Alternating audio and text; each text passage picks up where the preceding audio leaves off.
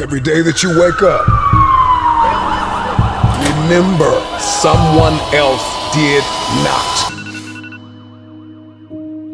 You are alive for a reason. Those voices in your head telling you to turn back, telling you that they'll fail. But I've failed in the past. I fell flat on my face. Listen to me. You can't have a better tomorrow if you're too busy thinking about yesterday. In times of adversity, you do not have an obstacle to deal with. You have a choice to make.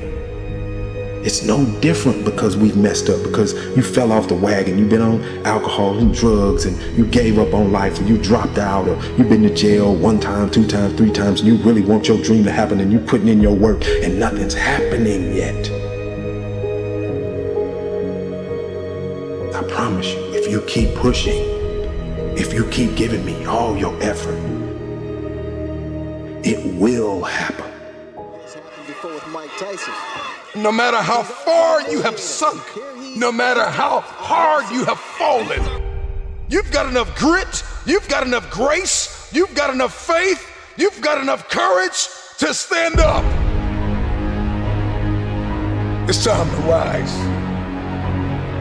I will rise. You have to rewrite the story you've been telling yourself, so that you can step into a new level of abundance, a new level of peace, a new level of happiness. Understand, if you want to make your dreams a reality, you've got to understand that you can't quit. Believe you can win. Because we only get one shot at this, King. We didn't come this far to come this far. You can always start fresh. You can write a new chapter, or you can choose to write an entire new book. You have the power. You have the tenacity. You have the grit.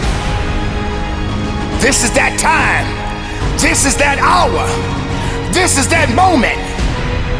Life will blood in your nose. Life will leave you in a cardiac arrest. Life will leave you in an accident. Life will knock you upside your head and dare you to get back up again. Others may quit, but not me. Not today.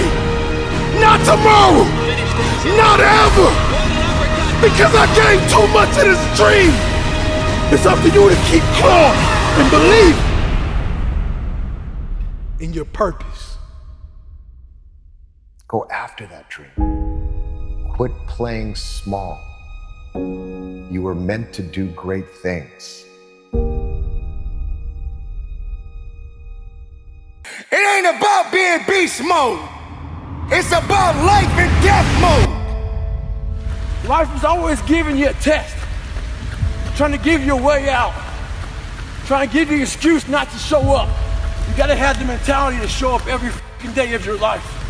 No matter what life throws at you, it's our responsibility to show up to the Coliseum of life, prepared for fucking battle.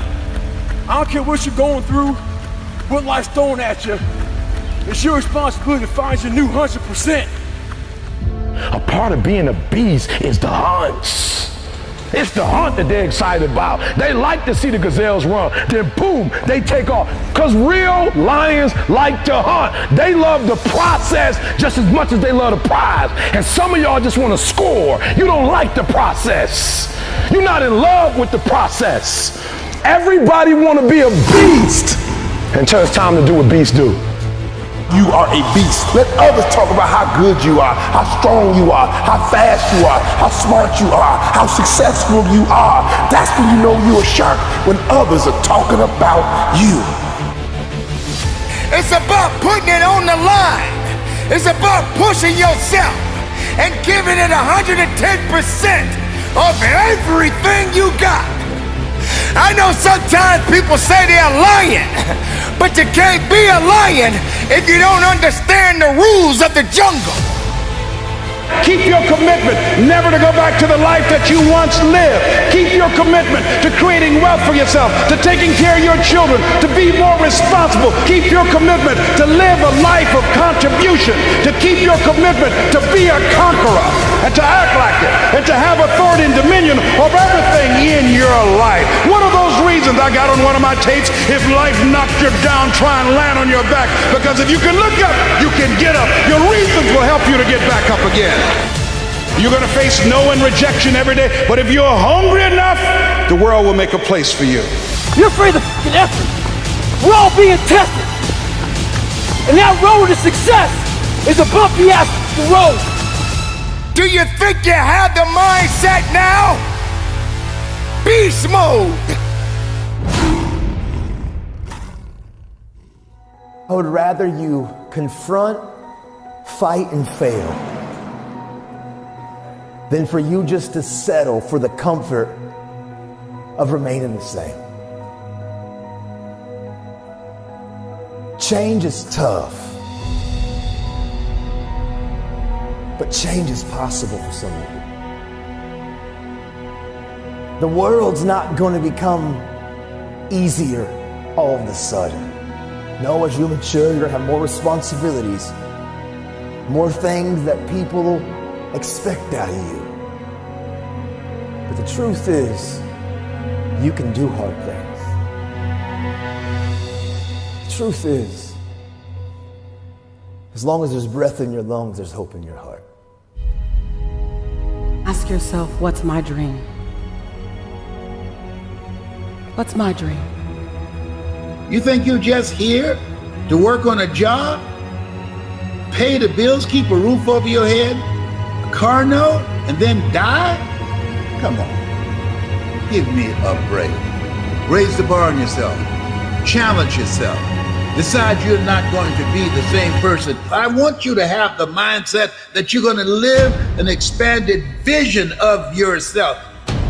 And you're going to go all in.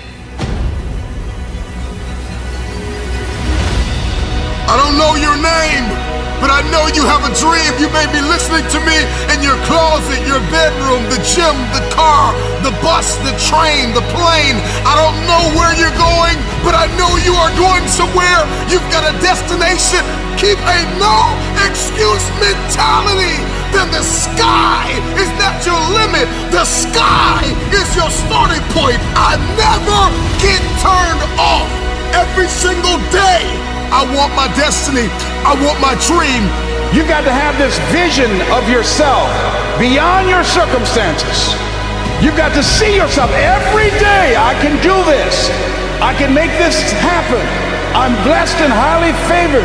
Good things are supposed to happen to me. You've got to see yourself every day and get out of your mind those old thoughts, that old belief system. Every day you've got to sell yourself on that it's possible. You want to go somewhere you've never gone? You got to do something you've never done. You got to say something you've never said. You got to go to a place in you that you've never even been. You're not sentenced to this life this way. You chose it. It's going to be a dogfight. When you get tired of being coined the loser, being coined not enough, being overlooked and undervalued and underpaid, you got to get tired of that. When you get tired, that's when you win.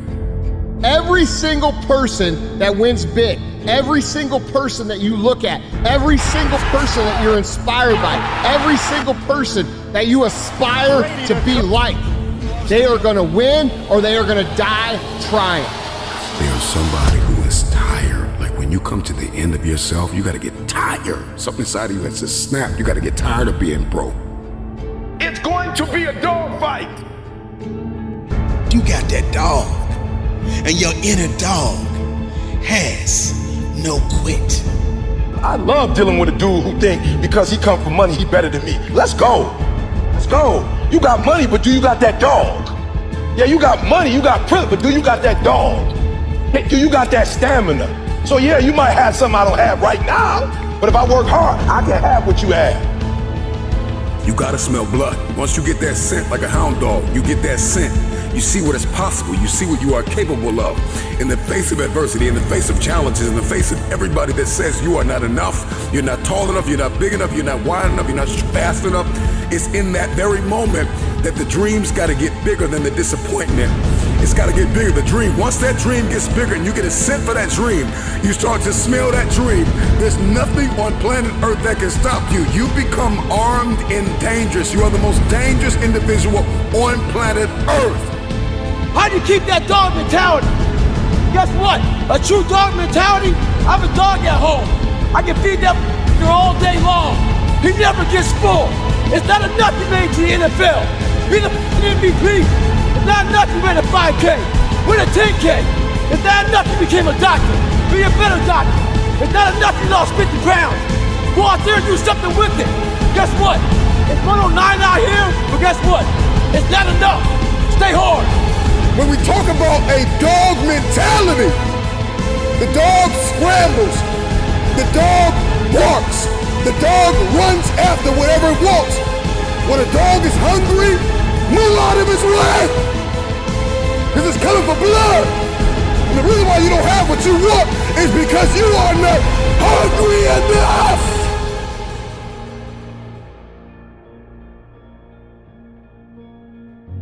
Better get some dog in you, or you ain't gonna make it. Judge a person not by what they accomplished, but what they had to overcome for their accomplishment. People that are hungry have zero excuses for not pursuing their dreams. And they come back again and again and again. They operate like Willie Jolly, who said that a setback is a setup for a comeback. I've got a saying, if life knocks you down, try and land on your back, because if you can look up, you can get up. You can get up. You can get up. Get up. I'm training people to get into their greatness, to begin to develop the courage to pursue dreams beyond their comfort zones. Because in order to do something you've never done, you've got to become someone you've never been. When you're pursuing your greatness, you don't know what your limits are, so you act like you don't have any. There's never a shortage of opportunities. It's just a shortage of thinking. Because some things are taught and some things are caught. When I was in the 5th grade, they put me back from the 5th grade into the 4th grade. I failed again in the 8th grade. I have no college training. So being identified and labeled as DT, the dumb twin, it gave me a lot of things to overcome. And so there was no one to dispute what was said about me, and I bought it. Even if you are told a lie, faith comes by hearing and hearing and hearing. You hear it often enough, it becomes your reality. Perception, not challenge, becomes real for you. Someone's opinion of you does not have to become your reality. So if you can track failure, you can also track success. You have greatness in you. I don't know you, but here's what I know based upon my own experience. You have greatness in you, that you have the ability to do more than you could ever begin to imagine. You have greatness in you. There's a presence in each and every one of us that waits and listens to the voice of the genuine in yourself. It will be perhaps the only God you will ever have or hear. And if you cannot hear it, all of your life will be spent on the ends of strings that somebody else pulls.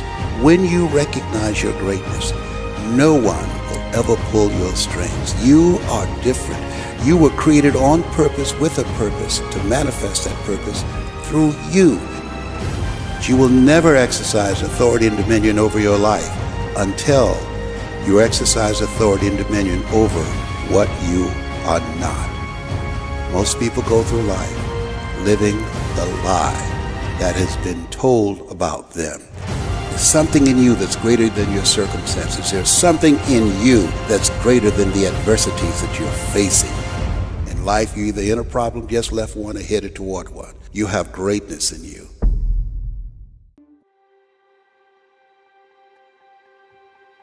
Run towards your dream. I want you to know something, that the bigger your dream is, I want you to understand the harder the grind. Ask yourself, what's my dream? What's my dream? What are you willing to do that you've never done before? What are you willing to say that you've never said before?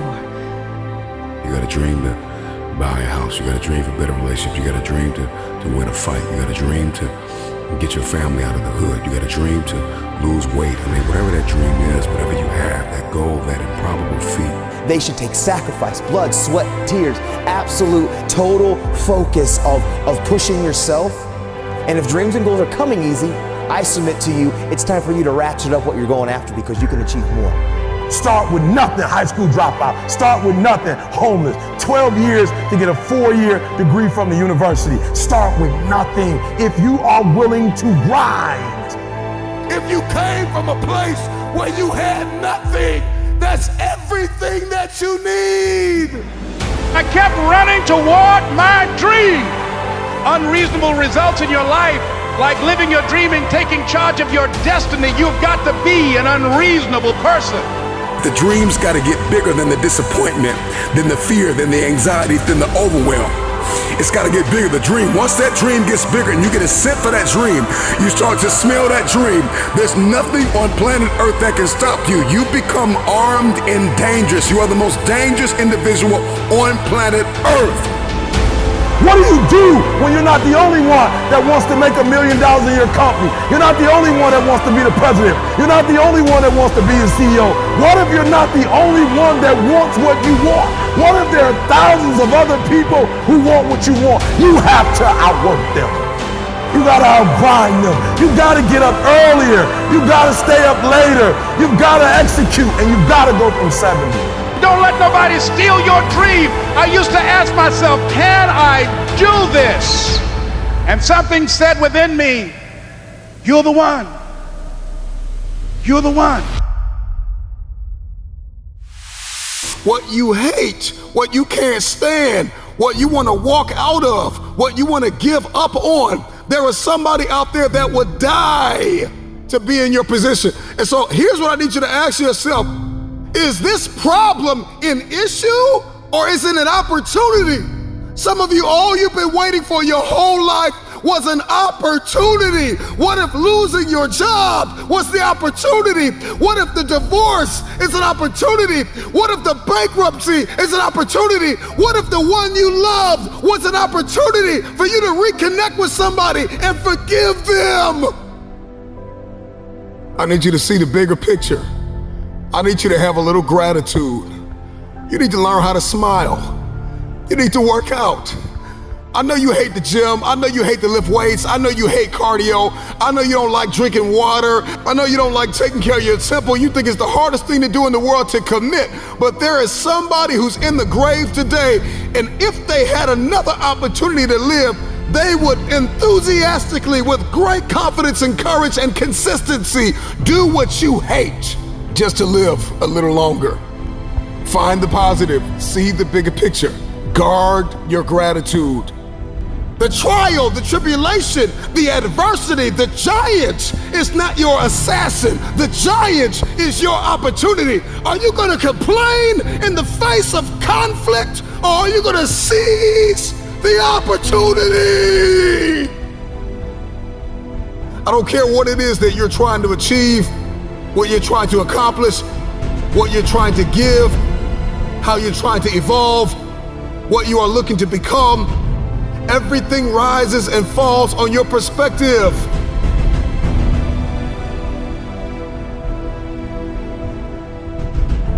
Stop complaining about the jealousy and the envy and the backbiting and the person that gave up on you and the person that wasn't present and the person that lied to you and the person that attempted to manipulate and control. I'm not weary, I'm wiser. I'm not toxic, I'm triumphant. I see this thing differently. This season that you've entered into did not come to break you. It came to build you into the man or woman God has destined you to be. Change your perspective.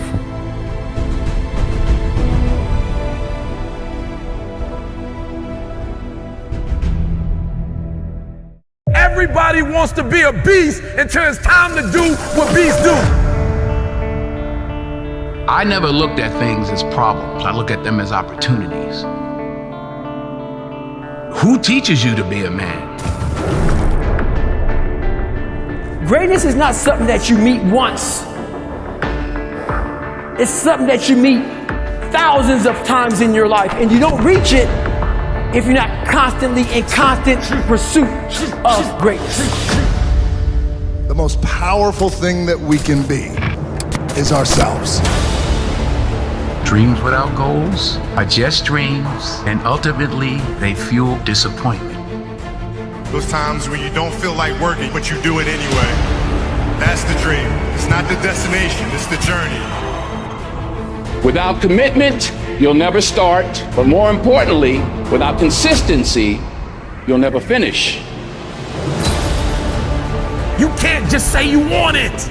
You can't watch the video and say, I want it as bad as I want to breathe. It's cute to say it. But when it's showtime, when the sun comes up, now it's time to hunt. And what separates you from everybody else is that when it's time to hunt, you're ready to hunt. It's a lifestyle. You don't hit the snooze button. You don't want to go run, you go run. You don't want to go swim, you go swim. You don't want to make your bed, you make your bed. You don't want to clean your house, you clean your house. You don't want to study, you study. That's how you start to callous your mind. That became my life. When you can't control what's happening to you, control how you respond to it. That's where your power is. If you stay in your comfort zone, that's where you will fail. Success is not a comfortable procedure. If you think the price of winning is too high, wait till you get the bill from regret. Not only do I want to be a beast, if you follow my 24 hours, I do what beasts do.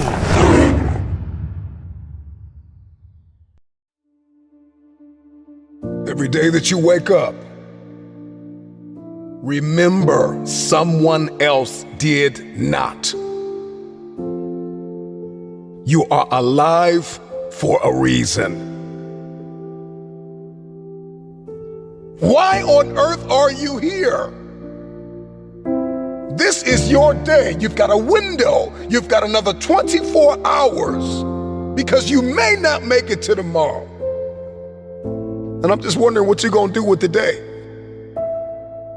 The reason why days often feel meaningless and mundane is because we are directionless. You got to get some direction. I'm just wondering, what are you going to do in this next 24 hours that you did not do? I'm just wondering if you're going to level up 2 millimeters more than you did yesterday. Are you going to get better? Are you going to get stronger? Are you going to get wiser? Are you going to see this thing differently? I'm just wondering, when are you going to see the power of 24 hours? That you did not have to wake up, that God did not have to give you another opportunity to be here, another opportunity to forgive somebody, another opportunity to let it go, another opportunity to look up and get up. I'm just wondering, when are you going to seize the opportunity? Accept where you are. Get cognizant about your money. Get cognizant about your relationships. Where are you mentally? Where are you spiritually and emotionally and financially and economically? Are you driving what you are destined to drive? Where's your health? Where's your heart? Let's get aware of where we are. This is my day to read a new book. This is my day to start a journey. This is my day to make an investment. This is my day to invest in myself. This is my day and this is my time and it's my turn to crush this day. This is the day I learn like I never have. This is the day I invest like I never have. This is the day I take it seriously. I got one window. I may not be here tomorrow. I'm just wondering if you're going to rise and see the opportunity. Get up, get up, get up. You've got a day to conquer.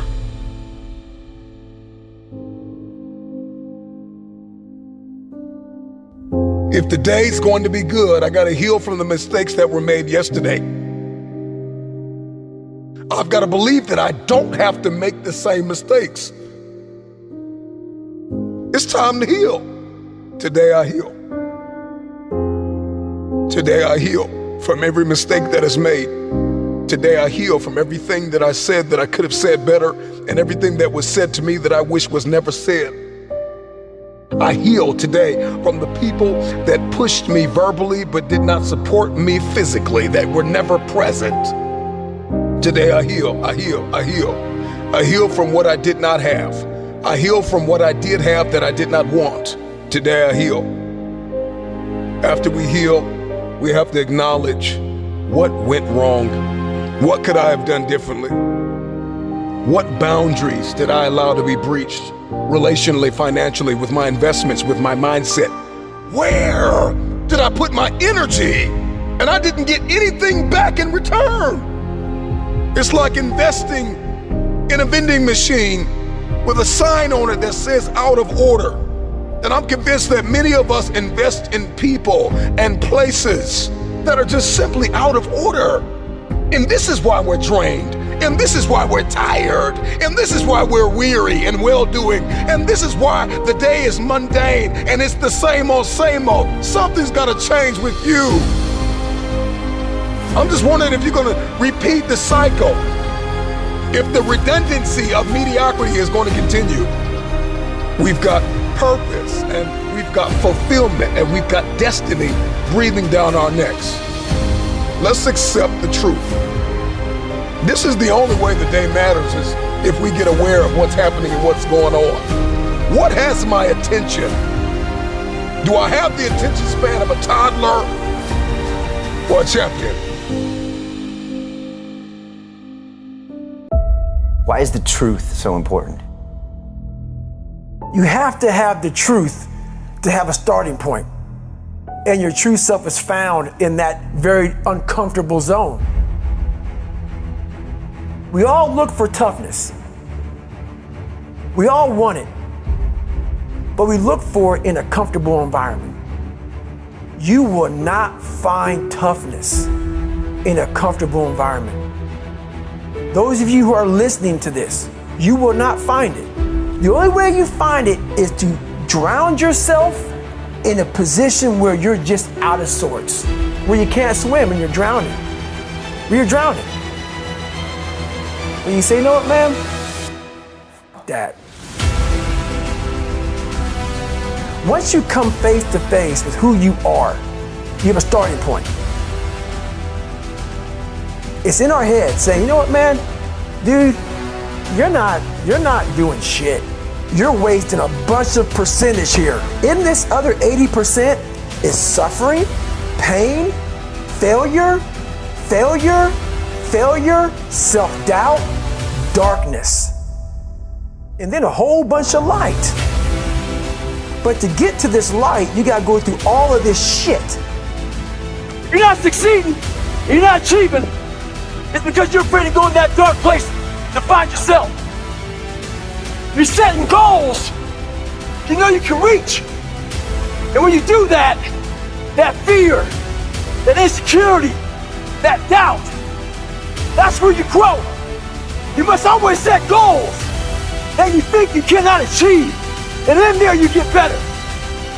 When that alarm clock goes off at 4 or 5 in the morning, your mind says no. You just say, this is what we do. It's what we do now. Because to get to where you want to go, the amount of pain involved, the amount of mental pain, of how many times you're going to have to do something that you don't want to do to get to where you want to go. Every day, you must ask yourself, did I do enough? And then once you do this over and over and over again, it becomes like breathing.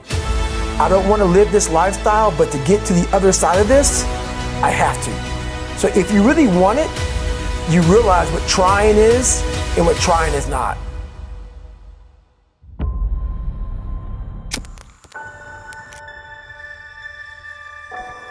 I know what it's like to be an underdog.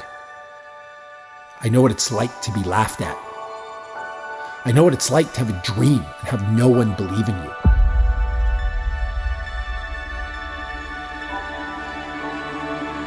It means nothing.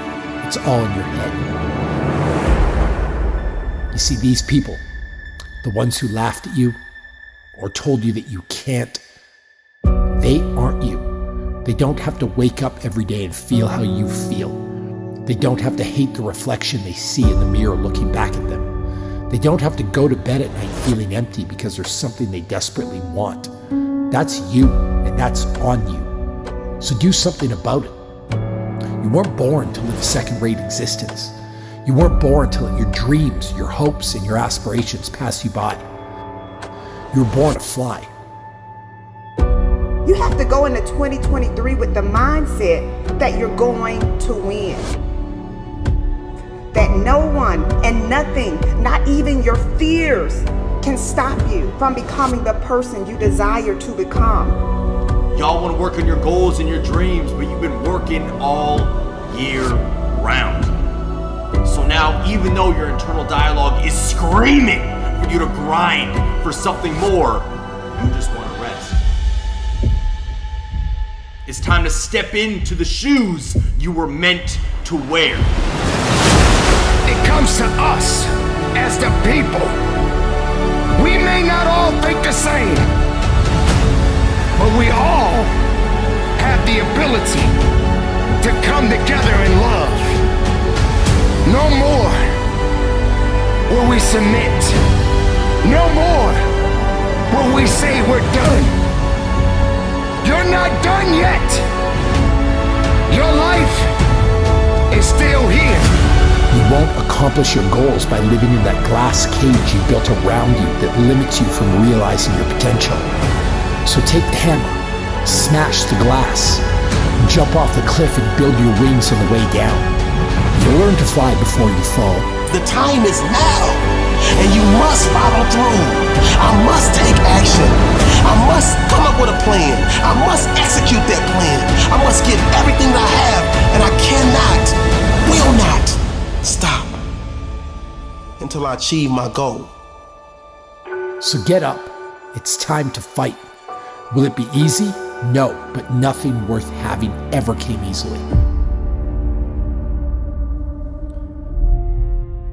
Instead of the path of least resistance, I started choosing the path of most resistance to prepare myself for the journey that was coming my way.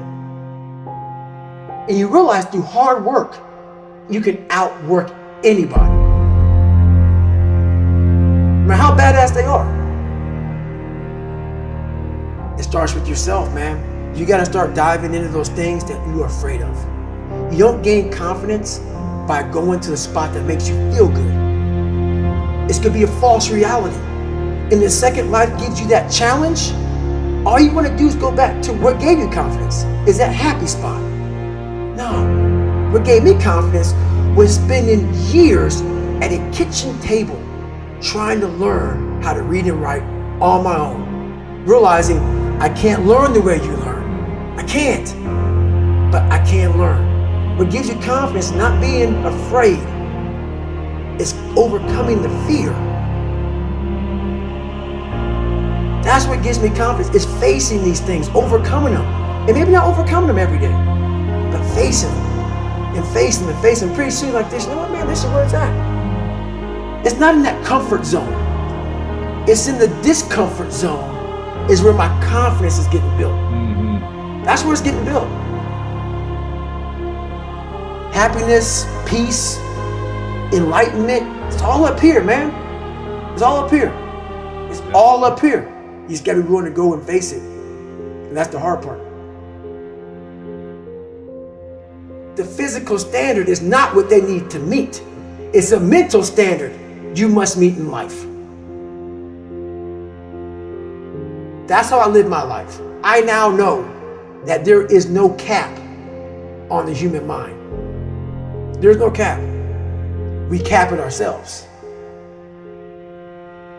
When most people quit, I had just started. And when you take that mindset and you learn to flip that around, that's what made me powerful. And my body followed. And so I said, I want to do this. I'm going to give myself a challenge every single day until the fear goes away. That's right. And I feel like that's what more of us should be doing. I'm hearing that that's how you live your life. That's all it is, man. And it helps me feel so much more confident. When you overcome that fear of saying this doesn't have control over me anymore, that's right. It's like you can be at so much more peace. A lot of us speak in hollow words. I used to speak in hollow words. I don't do it anymore. Everything that comes out of my mouth has substance. It's real. We all have these feelings in our bodies, in our minds, in our souls. I act on mine. A lot of us who are afraid of something, we allow our minds to choose the path of least resistance, so we go a different route. And I'm afraid of something that's telling me you must do that.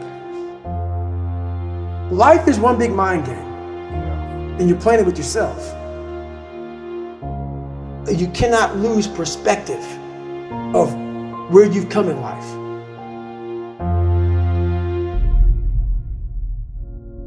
I'm trying to give people a different thought process of life, where failure, hell, disappointment, discomfort is a great learning tool.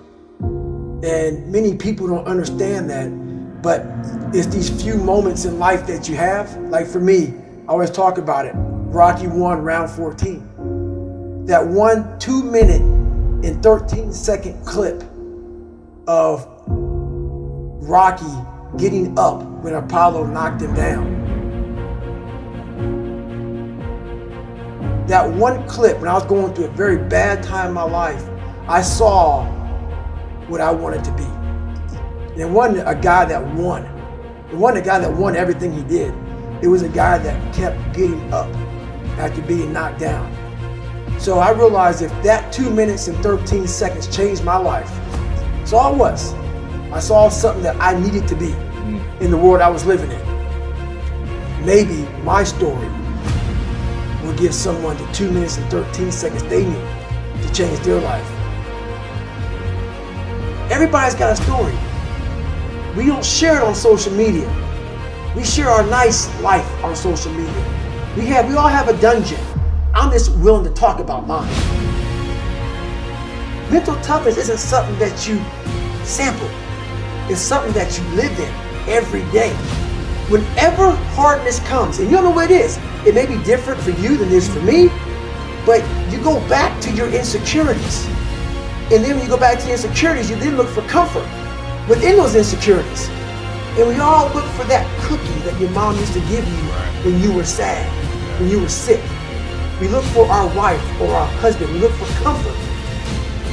It's in those moments you must retrain your mind to think differently in health. The mental standard is you must know how far you've come.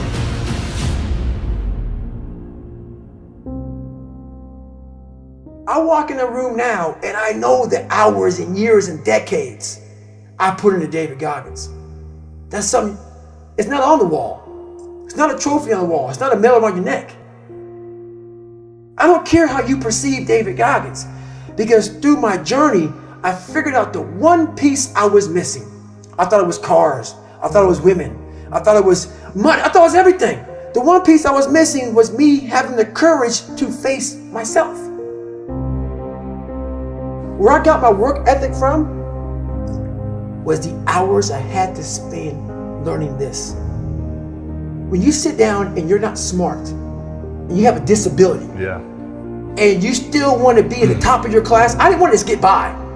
When I realized that I can learn through hard work, and I can beat the valedictorian in school, but I got put in 10 hours more a day than he does. You know what kind of strength comes from that? When you're sitting down, that guy, that valedictorian studied for an hour, and you know I caught you. I have the work ethic to catch you.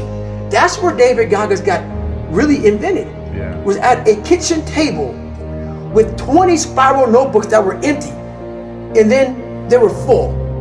And when you can go through that, I still have them in my storage unit. You go through these spiral notebooks of your life, and you realize this is how I learned. This is unbelievable. It wasn't until I got real sick and my life got real quiet. I went from running 205 miles in 39 hours to I couldn't get out of bed. My life was taken from me. And that's when I realized I hadn't taken time to think about what I'd done in my life. I'd done all these things, but there was no finish line. I finished a race of life, and I wouldn't even receive my medal. I go on. I get in the car and I go. When I started figuring out life, that I was leaving so much in the tank. Once I realized, my God, man, I was this dumb, fat kid being bullied, and now I'm a 180-pound person who lost 106 pounds in less than 3 months. Learn to read, learn to do this, learn to do that. I was like, I need more. I was fueling my mind with everything. And I never took time to say, my God, you came from this hell, and you're here. I had come 8,000 miles from where I started. But if you never know that, you're still in the $7 a month place. So it's that quiet place. It's that place by yourself. It's those hours and years and decades by yourself in the grip of life. When life has you by the throat and choking you out, and you're sitting there calm because you're trying to figure it out. You're not panicking. You're not quitting. You're not throwing in the towel. You're saying there's a way around this. And when you figure it out, when life has you gripped in a vice, and you can figure that out, that's when you overcome. That's when you overcome. The journey getting there was harder than going through it. Yeah. You know? So that's the whole thing about life, man. It's that journey that makes you who you are.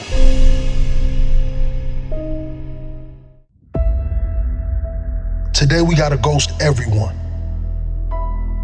Anyone that ever doubted us, anyone that ever lied to us and told us that they believe in our vision, we gotta reset.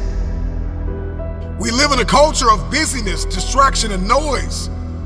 And sometimes the only way something's going to change is if we disappear. We gotta focus on the reason why we started everything. Why we woke up early in the morning to grind. Why we cried those tears. When we wanted the world to say yes, but everyone continued to say no. You see, you gotta forget about the doubters. Can you unplug from people's ideas, from people's agendas, from people's viewpoints and perspective of you and life? Can you unplug? Forget about the doubters that told you that you didn't have what it takes to be the greatest. You gotta reset. What if you could just shut out every distraction? What if you could just shut out the world for just a season and focus on you? You have to disappear and put the work in and come back and shock everybody that doubted you. You gotta understand the power of being alone. Let's go back into the darkness where all the greatness was created, where all the motivation was created. Let's get back to the beginning. Because only then will you hear the thoughts of the greats. We celebrate athletes and we celebrate critical thinkers and innovators and actors, and we praise them and claim them our heroes, and we follow them by the millions. We love what they do in public, but you don't know the story behind the glory. You don't know the blood, the sweat. You didn't see the tears that they cried, the prayers that they prayed, the countless weeks where they went without sleep to get where they are. I'm just wondering if there's anybody here that is willing to go through the process in the dark room that prepares us and equips us for the stages of destiny. Rise, let's ghost everyone.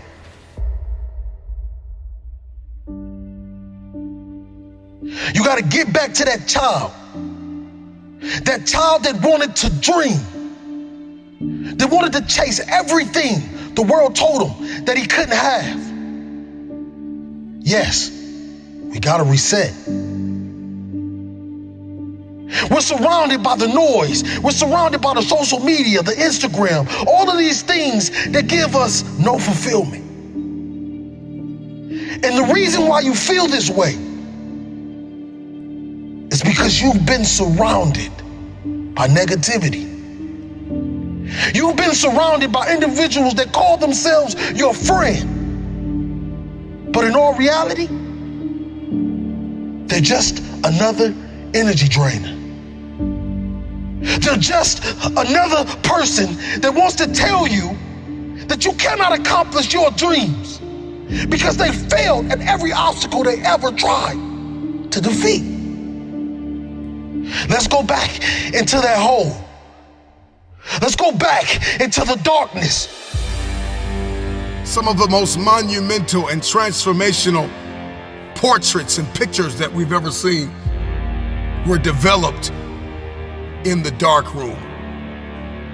I'm talking to that athlete. I'm talking to that administrator. I'm talking to that nurse, that doctor. I'm talking to that student. I'm talking to that communicator. I'm talking to that pioneer, that inventor. I'm talking to that entrepreneur. I'm talking to that preacher.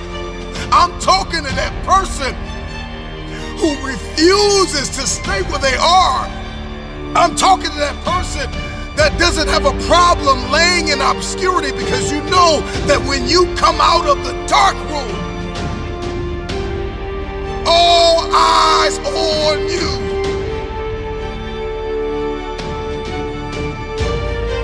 Rise from that ghost state, a new man and a new woman on its journey to greatness. Why are you here? What is your destiny?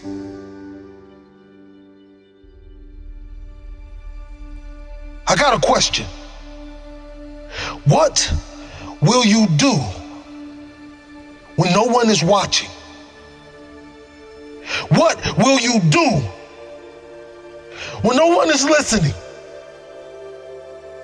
That's the only time that we'll be able to bring something to this world that it never seen before. One of the greatest challenges with disappearing is understanding the revelation of building in the dark. The secret of change is to focus all of our energy, not on fighting the old, but building the new, and specifically behind closed doors when nobody's looking, when no one is there to affirm you, when nobody's there to validate you, when nobody is there to agree with you, you build in the dark and you announce it when it's finished. Let me tell you, you're gonna fight until you can't fight no more. And when you can't fight anymore, you're gonna lay down and bleed a while. And then you're gonna get up and fight some more. Sometimes you have to fall back into the dark room and focus on you. There are too many people in your life who have left you. There are too many people in your life who have counted you out. There are too many people in your life who have whispered in your ear and said, you'll be worse off without them. Prove them wrong. There are people in your life that claim to be your friends. And honestly, they are just standing there waiting to see you fail. Yeah, you have those friends that come out to support you and tell you how great you are. But when they're driving off, leaving from the event, they're saying to themselves, I can do that better than him. Or I can do that better than her. Disappear and do the work that is required. Sometimes you gotta take a break from just about everything, disappear, come back, and shock the world. You've been surrounded by individuals that call themselves your friend. They're just another person that wants to tell you that you cannot accomplish your dreams. Are you worth my time? If you're not, it's time to unplug. Time to unplug. Time to unplug. This is the process when you have to reset and when you have to ghost everyone.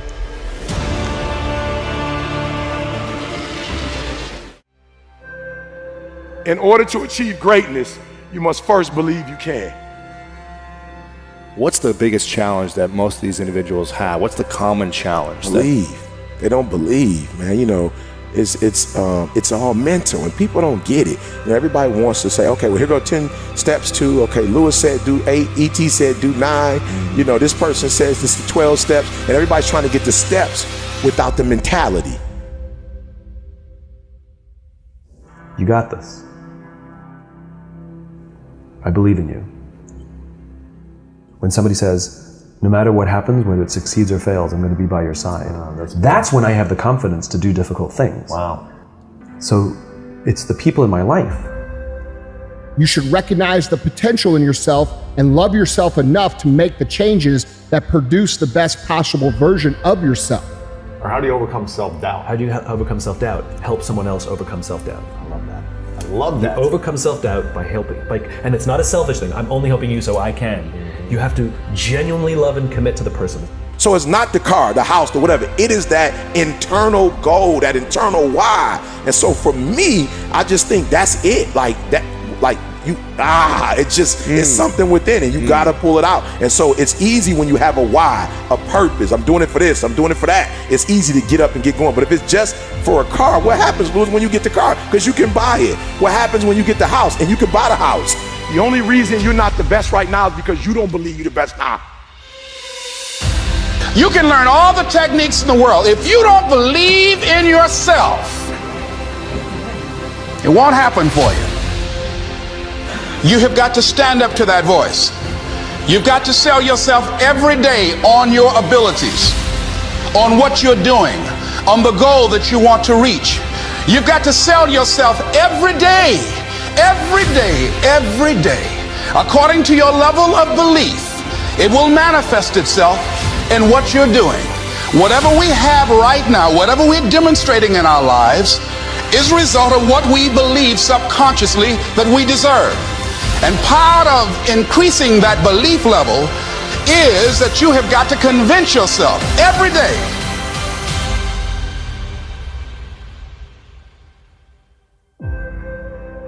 I believe I'm the best there is. I ain't apologizing for it to anybody. I think I'm the best thing since sliced bread. If you can't do it, you scratch, claw, and even die trying.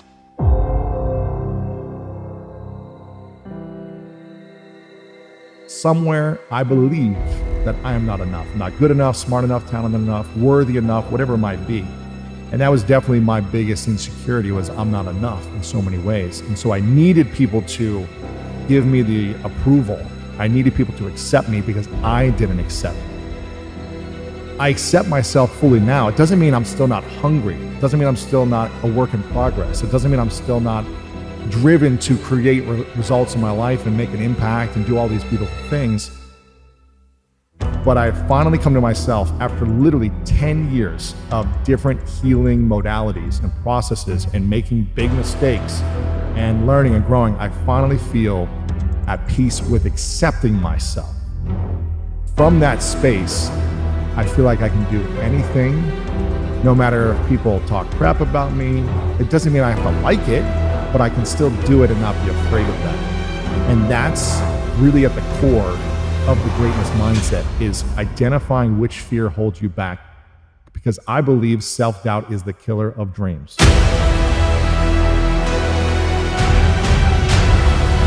Once you start questioning yourself, you already lost. Once you start questioning yourself, once you start going into a state of depression and you start being by yourself and you start thinking and wondering, once you start wondering, you already lost. Even if you don't believe. I'm the best right now. And if you want to go through motivational speaking, you got to go through me. Ain't nobody doing it like this. They all wear shirt and tie. Ain't nobody bring hip hop to motivation. I must be the greatest. I shook up motivational speaking.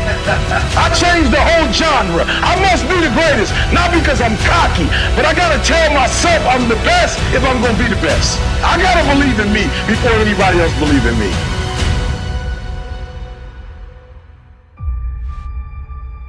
On Christmas morning, when I unwrap my camera, I actually don't believe in my ability. So much so that I say I can't even open the box to this camera until January 1st, because in the new year, I'm gonna be a different person. So that should just really betray the lack of belief that I had in myself to begin with. So then it was opening the camera and I told my husband, I'm like, oh, I think you got me the wrong battery. No, it was just me putting the battery in the wrong way. I had no idea which way was up. I was cutting every single corner. I was looking at the work that I was doing, and I feel like I had enough wherewithal to look at my work and say, this is terrible. I know what good is, and what I am doing is terrible. But do I have the capacity to make it a little bit less terrible? I was a person for 365 days who said, come hell or high water, I'm gonna go all in. I want to look back on my deathbed and said, you gave it everything you had. So I stopped being a lot social. I didn't do extracurricular activities. I woke up earlier, I went to bed later. I don't think that's a lifestyle, like a permanent lifestyle, but at the time that I gave myself 365 days, there's no more messing around. There was no more excuses. You have a story. You know, you have a unique experience. And so your 12 are shaped by not just your world, but how your world has shaped your thinking. And I think that's the part they're missing. It's like, guys, you know, if it was easy, everybody could do it. If it was a cookie cutter, everybody would just follow it to the T. But there's a mindset. And when I looked at Serena, you know, when I look at the Michael Jordans of the world, Tom Brady, you know, when you look at Michael Phelps, like, it is a mentality. It's the consistent actions of doing the hard things, or just the things you say you're going to commit to, and completing those things, which build the confidence and the belief in yourself. A lot of people that have these issues of the self-doubt is because they have not put the work in to have the belief in themselves that they can accomplish whatever it is. The reason why you're not taking advantage of this opportunity is not because you don't believe in it, you don't believe in you. We suck at first, but I just kept going. I just really believed that I could have anything that I wanted if I was willing to work for it. And when I was number 20, I started saying, I'm the #1 motivational speaker in the world. And I went to the computer, and the world said exactly what I said, that Eric Thomas is #1 in the world. I spoke it, the world heard it, and it activated. Your problem is that you don't believe you belong here. Your problem is that you don't think you should be sitting down here.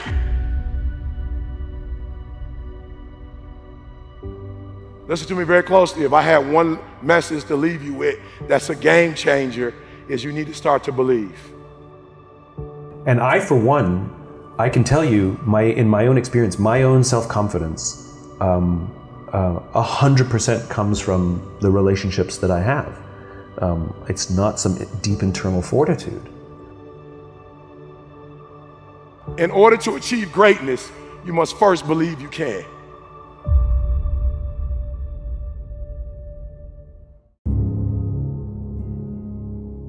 When you have fallen, when you have made a mistake, the worst thing you can do is criticize yourself. At the end of the day, life can be very painful. We can experience loss and worry and the insomnia of reoccurring heartbreak and hardships. It is inevitable. It is self-compassion that gives us the power to face our failures, to face our fears, to face our insecurities, to face what we don't like about ourselves and come out on top. When you're down, find a way to get up. I've been there. I go through it like anybody else. But I have a job to do in this world, and so do you. The real challenge of growth, mentally, emotionally, and spiritually, comes when you get knocked down. How you handle it, that's where the growth takes place. Evaluate where you are. Look at it, assess yourself. Assess yourself and assess the situation. What brought you there? What role did you play? All of us are self-made, but only the successful will admit it. If you want to begin to move, you've got to clear your mind of all the unnecessary luggage and baggage that's weighing us down.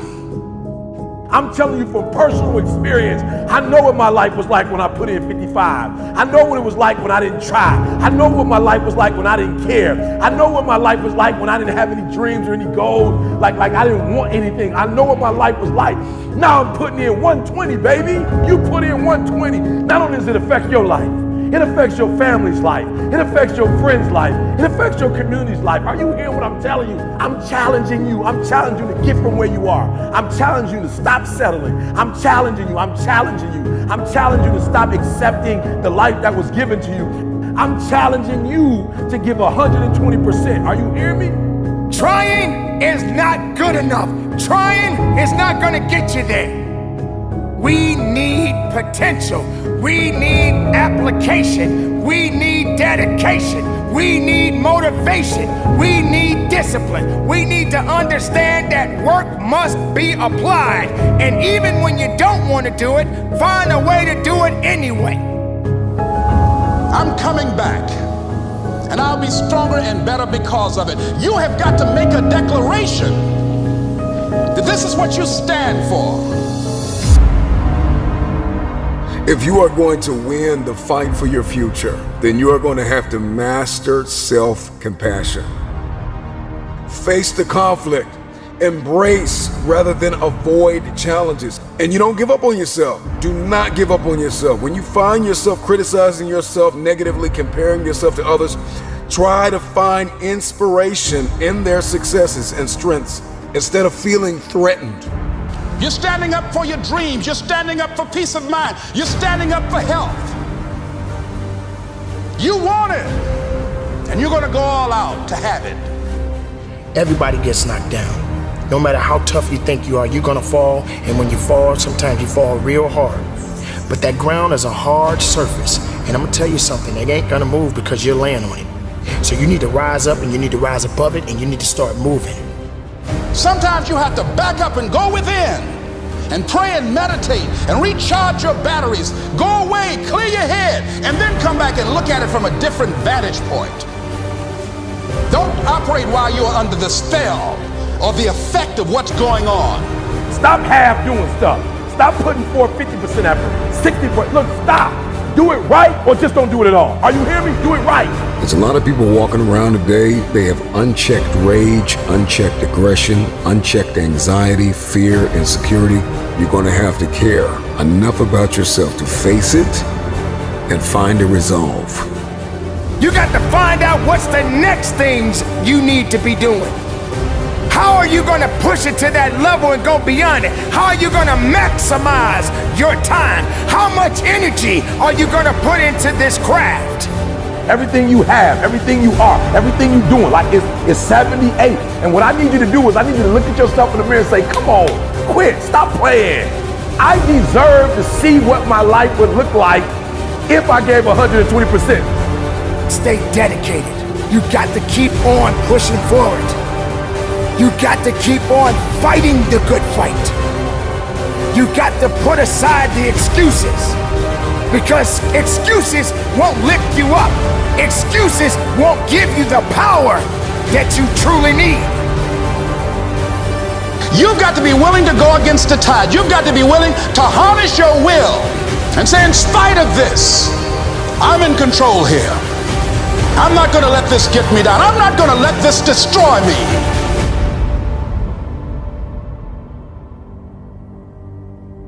When you get knocked down, how long are you gonna stay down? When you lose your job, when you lose that loved one, regardless if it's your husband, your wife, your child, whatever it is, do you have the ability to go through the hurt and the pain of that loss? Regardless of what you're going through, the best time you know that you are strong is when you're at the weakest point of your life.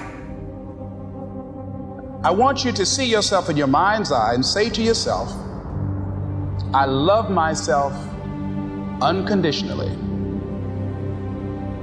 and I forgive myself. If I knew better, I would have done better. To win the war for your future, then you are going to have to master the muscle of self-compassion. When you are so far down that hole, you looking up and you don't see no light, but yet you know there's an end to this darkness. That's when you'll find out just how strong you really are. Just keep moving forward.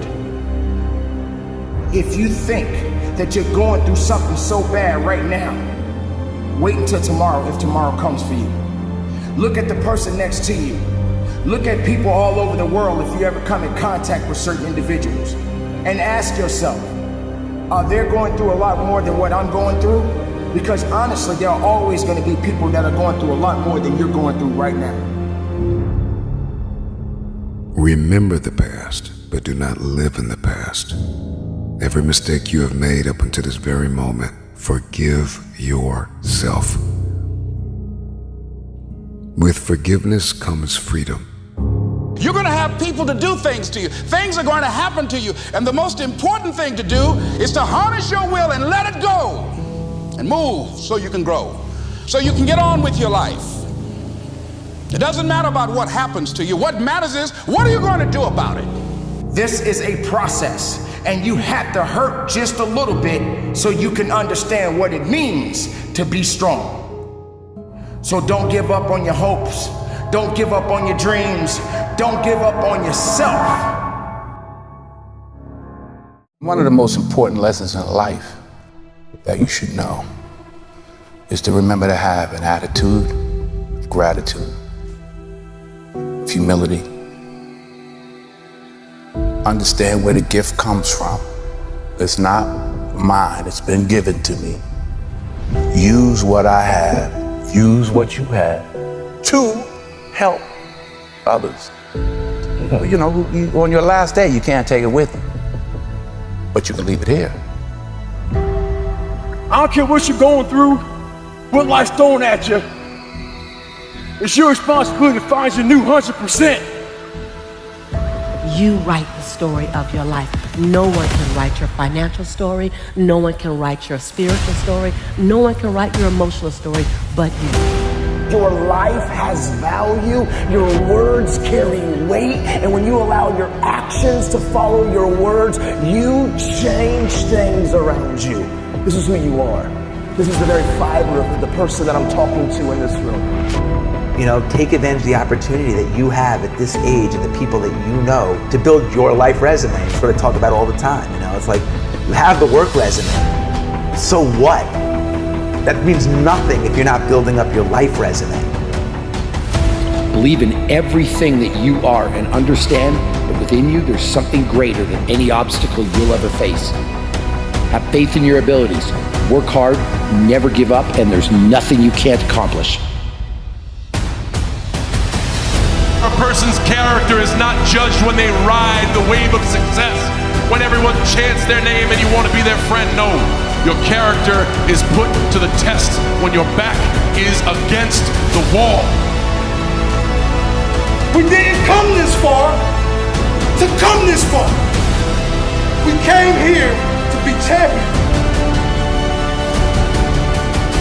It's about putting it on the line.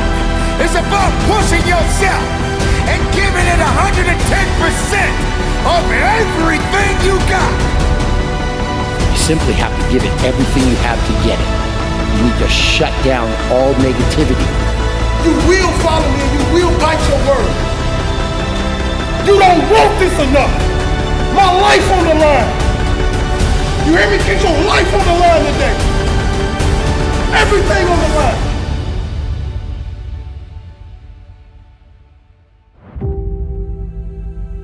I'm going to do the next right thing, not overcomplicate it.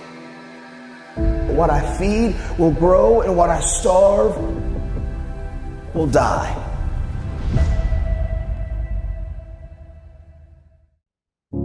If you are alive,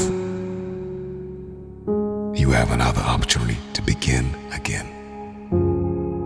You gotta get up on your own. You gotta be able to make big decisions on your own. You gotta lose weight on your own. There are a myriad of targets you have to hit by yourself. Oftentimes, it's the people that go away into a very healthy isolation to equip themselves, to condition themselves, to educate themselves, to come out empowered. And so you gotta get into this workspace where you can do it by yourself.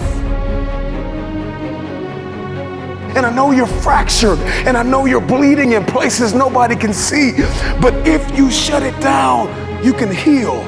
You're standing at the precipice, the edge of the greatest move in your life. And the time is now like never before to Take a leap of faith. Stop waiting to feel like it. Stop waiting until you see it. Stop waiting for somebody to come and save you. Nobody's coming to rescue you. The question is, how bad do you want this? You feel like you're underpaid and undervalued and overlooked, but listen, get up! This is the day that everything changes. Go through the process. Go through the mud. Run in the rain. Dance in the snow. Inhale. Exhale. Come back and shock the world. Find a mirror and tell yourself, I got this today. I got this today. I'm gonna make it. I'm going to create it. I'm going to build it. All I have is all I need. Resources may come and go. People may come and go. But I've got a vision, and I've got the provision, and I've got the determination and the discipline to hit my aims and to punch through my targets. You may be tired, you may be broken, you may be hurting, people may have betrayed you, lied on you, left you, but you refuse to give up. It takes faith to pull away from everything that is familiar, to step into uncharted territory, to become the person you were born to be. It takes faith. Everybody wants to grow a little bit taller, so we gotta push a little bit harder. Life is lived on levels, and I can't bring my spotter with me. The spotter cannot walk with you all of your life. At some point, you gotta say, I got this. Push! Can you walk away from everything for 30 days? Just 1 month, 720 hours. Imagine who you could be in 30 days.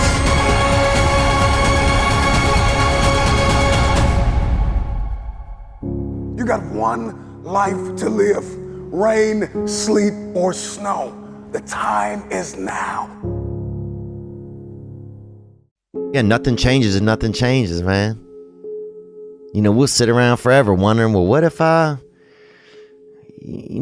was a dog catcher? Would I be the best? What if I was Every day we change the world, but to change the world in a way that means anything, that takes more time than most people have. It never happens all at once. It's slow, it's methodical, it's exhausting. We don't all have the stomach for it. What if it's a mistake? It's a mistake. Rest assured. What do you know? You're going to stumble around, right? And what's going to happen is this. You're going to not stay in stasis. You're not going to wander around in circles. And I see people like that. They said, well, I never knew what to do, and now I'm 40. It's like, that's not so good.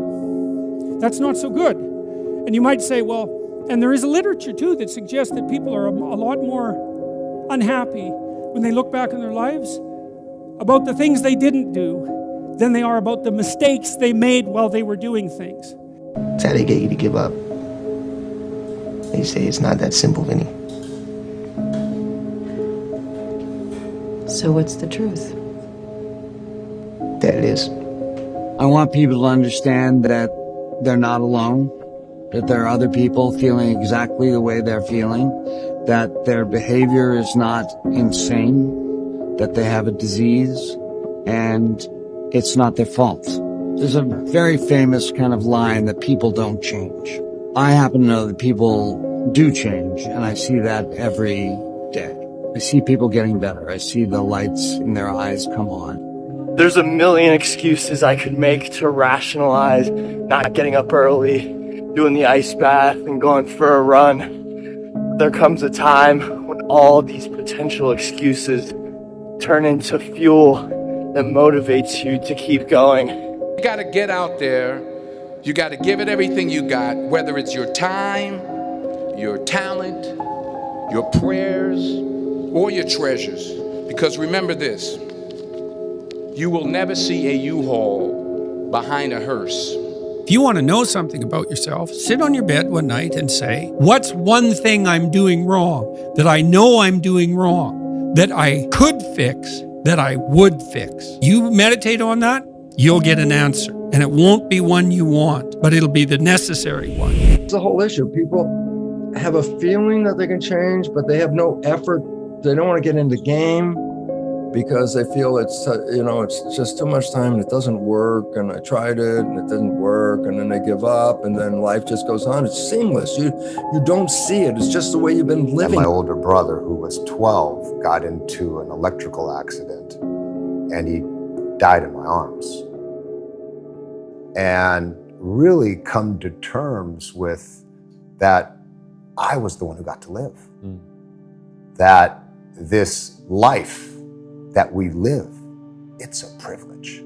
And when I really started to take that in, I felt this tremendous urge to do something with my life, to do something that mattered. At some point, everything's gonna go south on you. Everything's gonna go south and you're gonna say, this is it. This is how I end. Now you can either accept that or you can get to work. You can't stop. You can't quit. You can't say, I'm a failure. You're not a failure. You're not. You're a wonderful, strong, intelligent youngster. Take advantage of that. Trust in God. Trust in yourself. Until you say, yeah, I'm gonna take action. Nothing changes if nothing changes, man. And I'm not preaching at you. I'm just, I just want to remind you, because I've spent a lot of time in my life sitting around wanting things to change, and not being able to make them change, and not thinking I could. And I wish somebody had told me that earlier sometimes. That in order for something to change, there needs to be change. You cannot stand still, because the world moves away from you if you stand still. And there's no stasis, there's only backwards. And so if you're not moving forwards, then you're moving backwards. How much harder will you work in this offseason now to get back to the championship? I'll push myself to exhaustion. Kobe, we thank you for your time.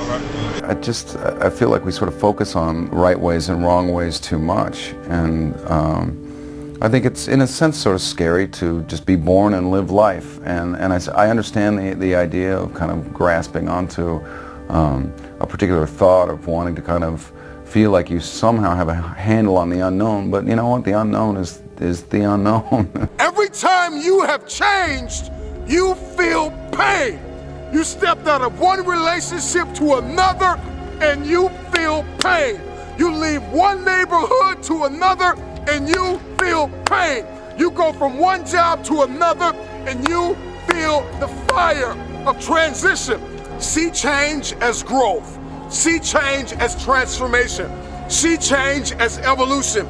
See change as necessary. See change as critical. See change as inevitable. Do something. Stop being f***ing scared if you have not jumped on the bandwagon of doing exactly what the f*** you want to do, which is skiing for the next 3 years or working at a job that's not what your parents want or what society wants. Do something. Stop being f***ing scared. And so enough parents, the kid that's sitting right now at a desk and saw this in a feed and you hate your f***ing job, enough. Stand up, get the f*** out of here and do you. Live your life. You got one life. And so if you're not willing to be a fool, then you'll never start anything new. And if you never start anything new, then you won't develop. And so the willingness to be a fool is the precursor to transformation. And that's the same as humility. And so if you're going to write your destiny, you can do a bad first job.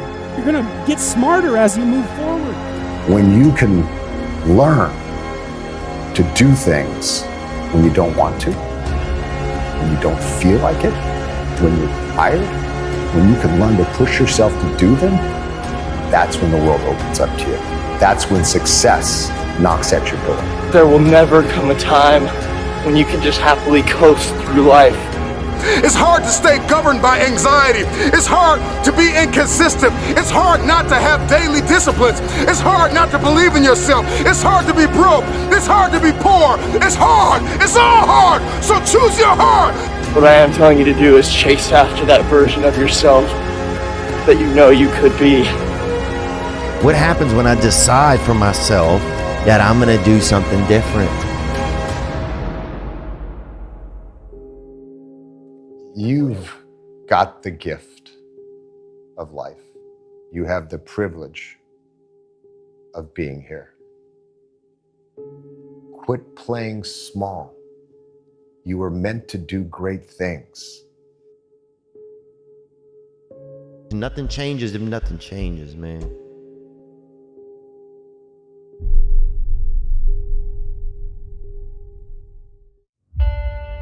I need to constantly remind myself over and over again, I am not yet where I want to be, but I know I'll get there. It's not enough to hope to win one day. You've got to expect to win today. When you set a goal, there needs to be a sense of urgency. See, we don't have the courage, and that's what it takes, courage. It takes guts to do that which you know you need to do. If you don't have the courage to act, life many times will move on you and make you act. Life will whoop your butt so bad. You will be so miserable, you will catch so much hell, you say, yes, I will do it. What do you want me to do? Take me.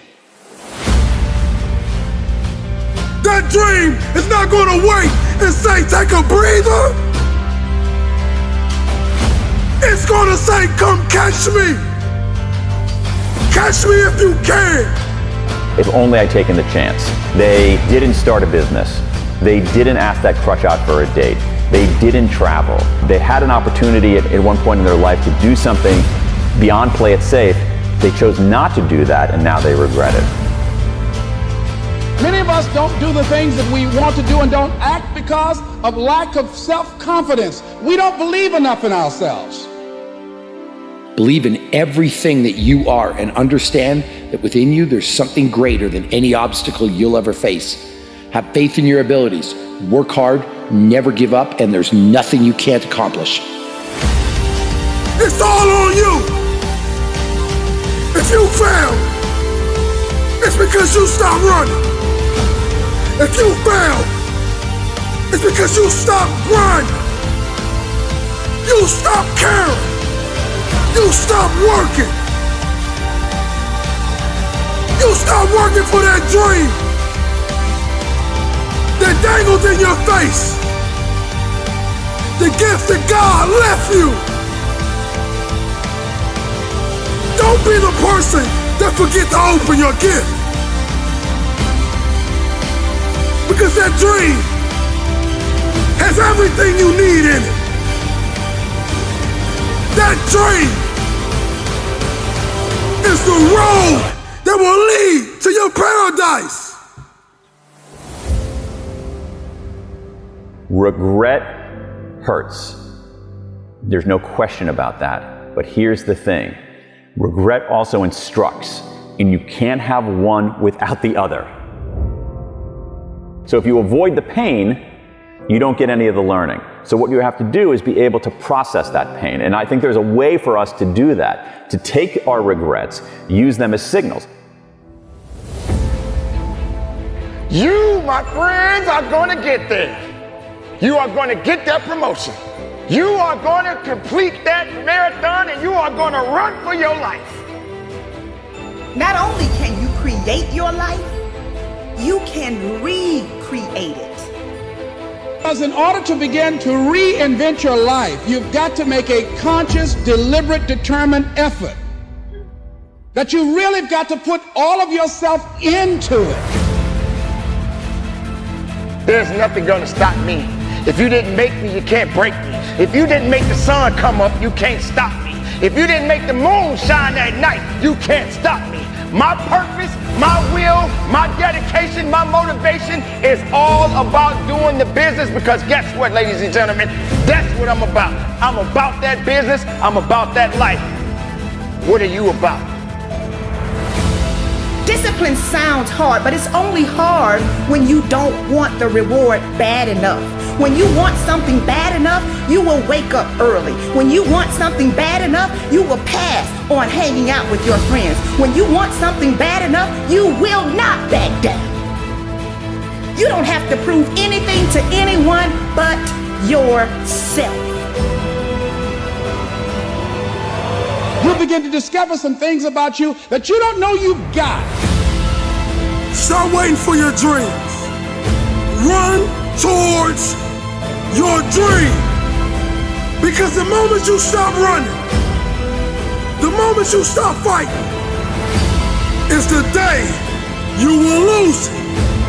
Don't wait for it. Continue to fight. Continue to chase of what you truly want out of your life. Today is here. Today you're breathing. Today is your opportunity. Work like hell. Crack the ground and keep moving. Make the ground shake. Crack the world. Get it going. Don't let nothing stop you. When the rest of the world shuts you down, you got to be the one to stand up, shout out, cry out, stand tall, work hard, dig deep, and go after it. Day one or one day, you decide.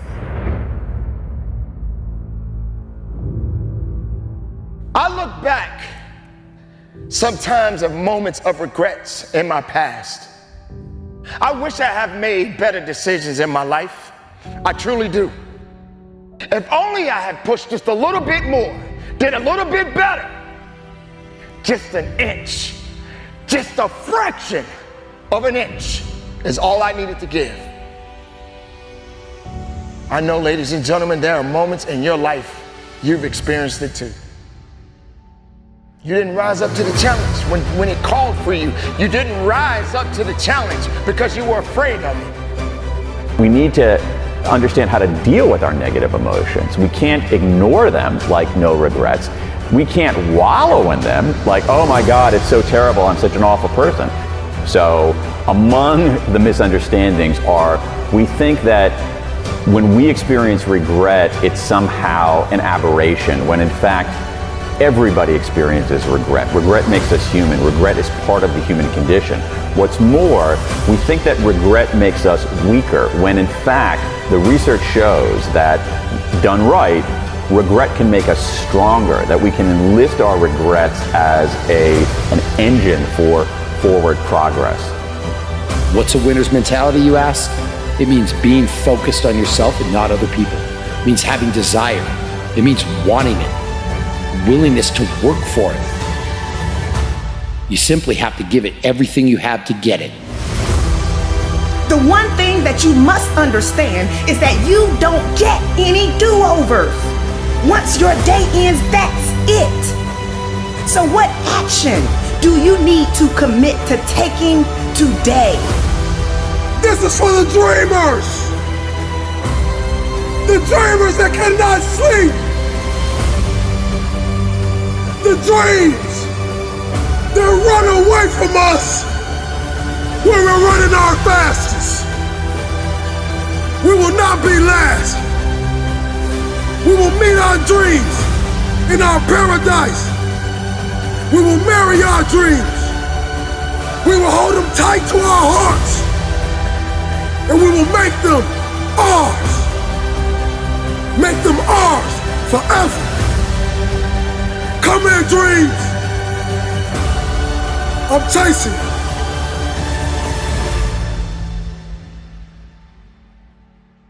So you're better off just making decisions for fundamental reasons, doing things you care about that are meaningful and that contribute, and being alert to opportunity along the way, recognizing that the path is not a path, it's the opposite of a line. It's a messy, three-dimensional squiggle.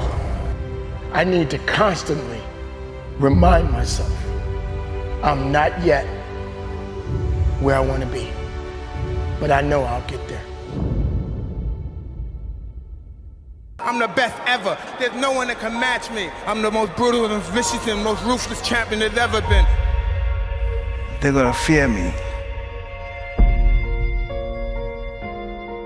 You have to be the champion before you become the champion, so that means lifestyle. You have to be him before you become him.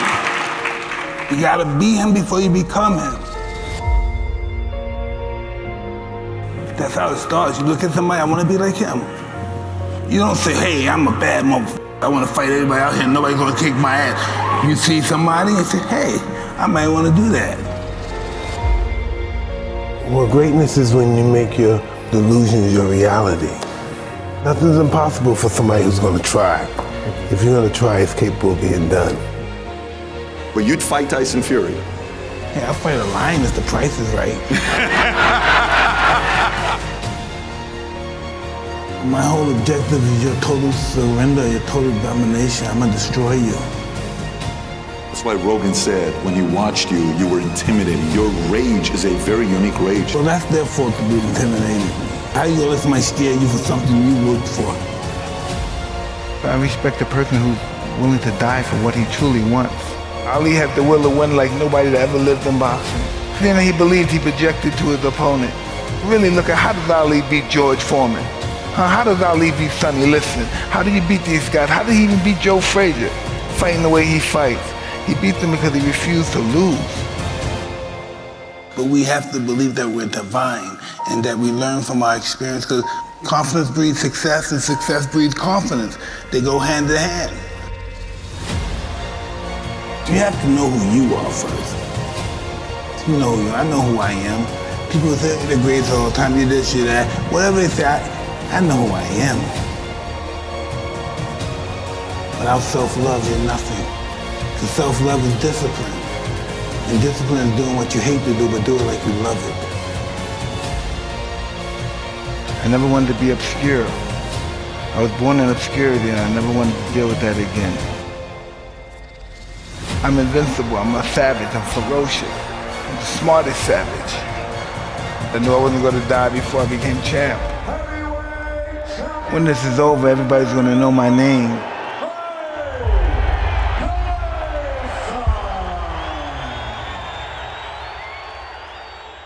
Did you ever fight somebody that you were like, that they got you? Was there ever a kid that got you or no? Absolutely. In order to be good, you have to lose it and understand loss. Because loss is life.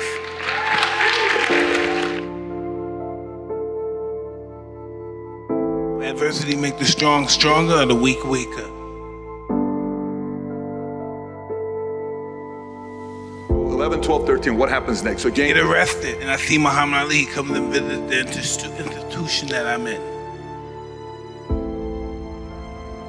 You said you're in jail and Ali shows up? I'm 12 years old and Ali comes there and they showed the movie The Greatest first, so this is 77. And after the movie's over, the lights come up and Ali comes in. And I see him, I said, wow, I want to be just like him. I don't know how it happened, the spirit hit me, boom, I want to be like him. And then I get transferred to this other facility, you know, for real bad kids. I met a gentleman there that was a boxer and he used to teach me how to box. So he took me to a great trainer named Customato, and that's why I'm here. I respected Ali and I worshiped Ali. Yeah, this is the moment I knew I wanted to be a fighter. Unfreaking believable story. So your inspiration happened at 12 years old. Yeah. Then you meet Cus. Yes. How was Cus treating you? What was his way of leading you? It's a degree of just peeling all that dirt and stuff, that insecurity, and developing into character. And that's why I had a wonderful time with him, because everything about his life was about me. This world is one big school, and we're the students of this world. The mind is always hungry. And the mind wants to do good, but we get so many negative thoughts in our mind, it's almost overwhelming to be positive. Listen, I've been down and up, broken up, and why am I still here? Because life is going to give everybody a bad hand. No one's going to leave here without being tried in life.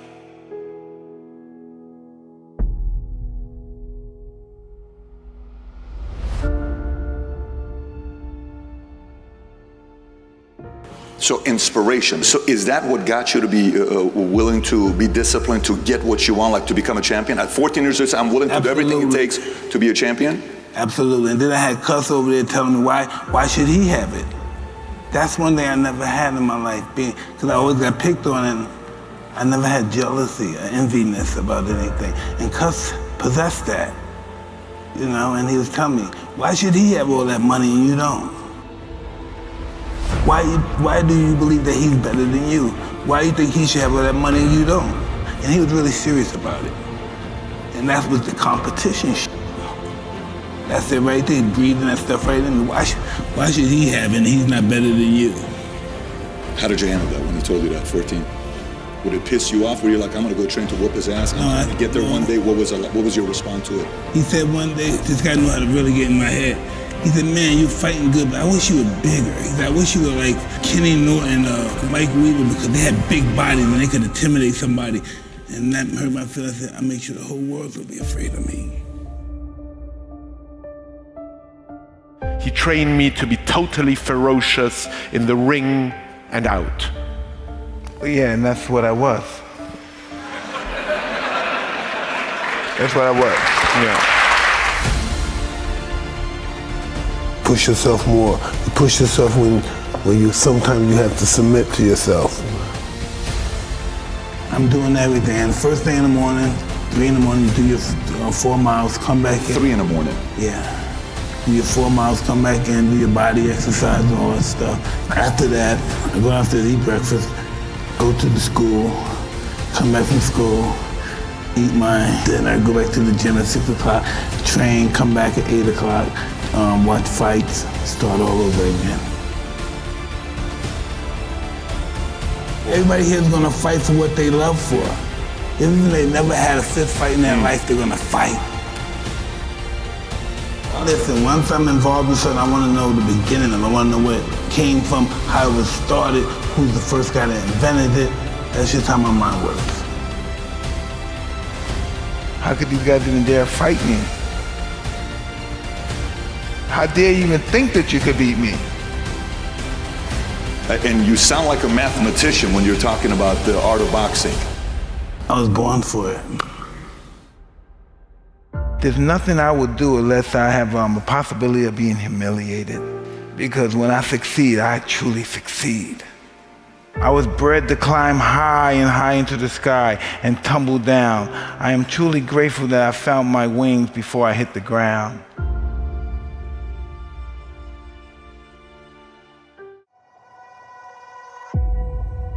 Those of you out there, you lose it and you don't deserve to lose. You put in the work, you worked hard, and you lose it. And I need you to do me a favor. This is the year to turn that around. Yes, you were rejected the last time, but go for it again. You were overlooked the last time, but show up again. Why? Because you are not finished. It is not over. You are not done. It is not too late.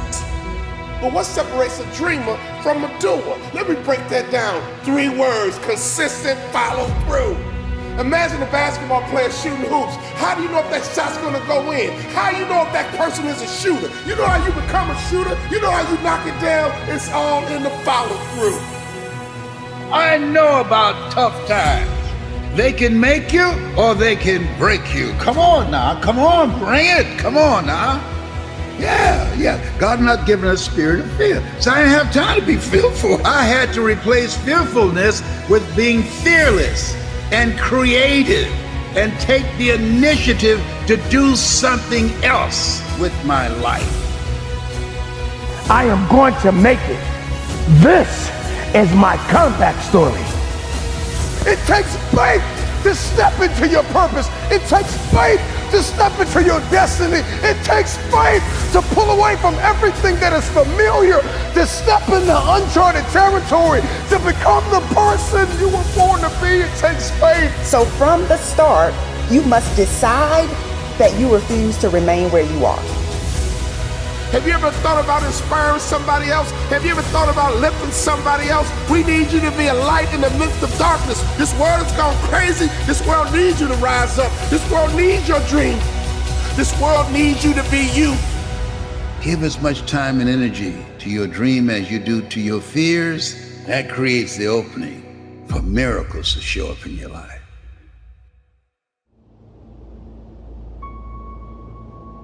I need you to acknowledge the fact, acknowledge that you're losing. Are you hearing me? Acknowledge it, own it. Own up to the fact that I'm losing, E.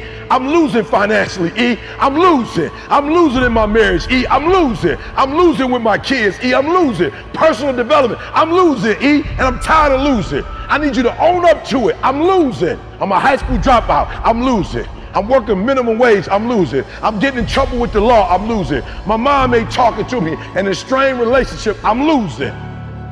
I'm asking you to control what you can control. You can control going to bed. You can control getting up. You can control being on time. You can control going to class. You can control showing up. You can control doing your homework. You can control your attitude. You can control being nice. You can control doing what you say you're going to do when you say you're going to do it. It's your boy E.T. saying, you want to be a winner and you want to stop losing?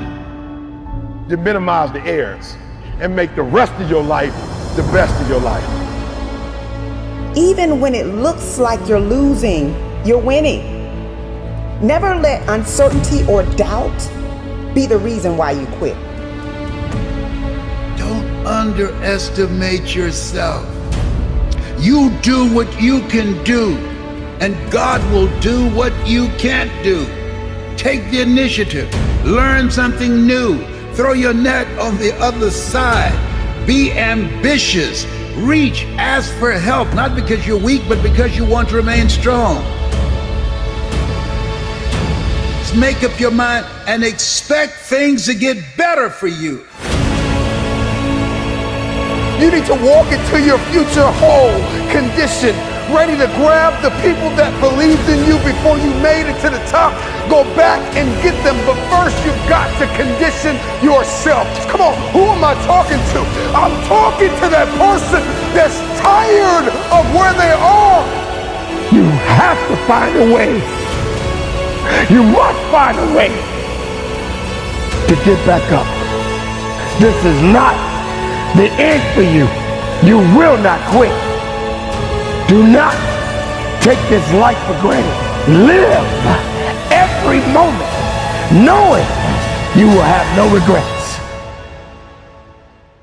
We are alive and breathing and capable of more than we could ever imagine.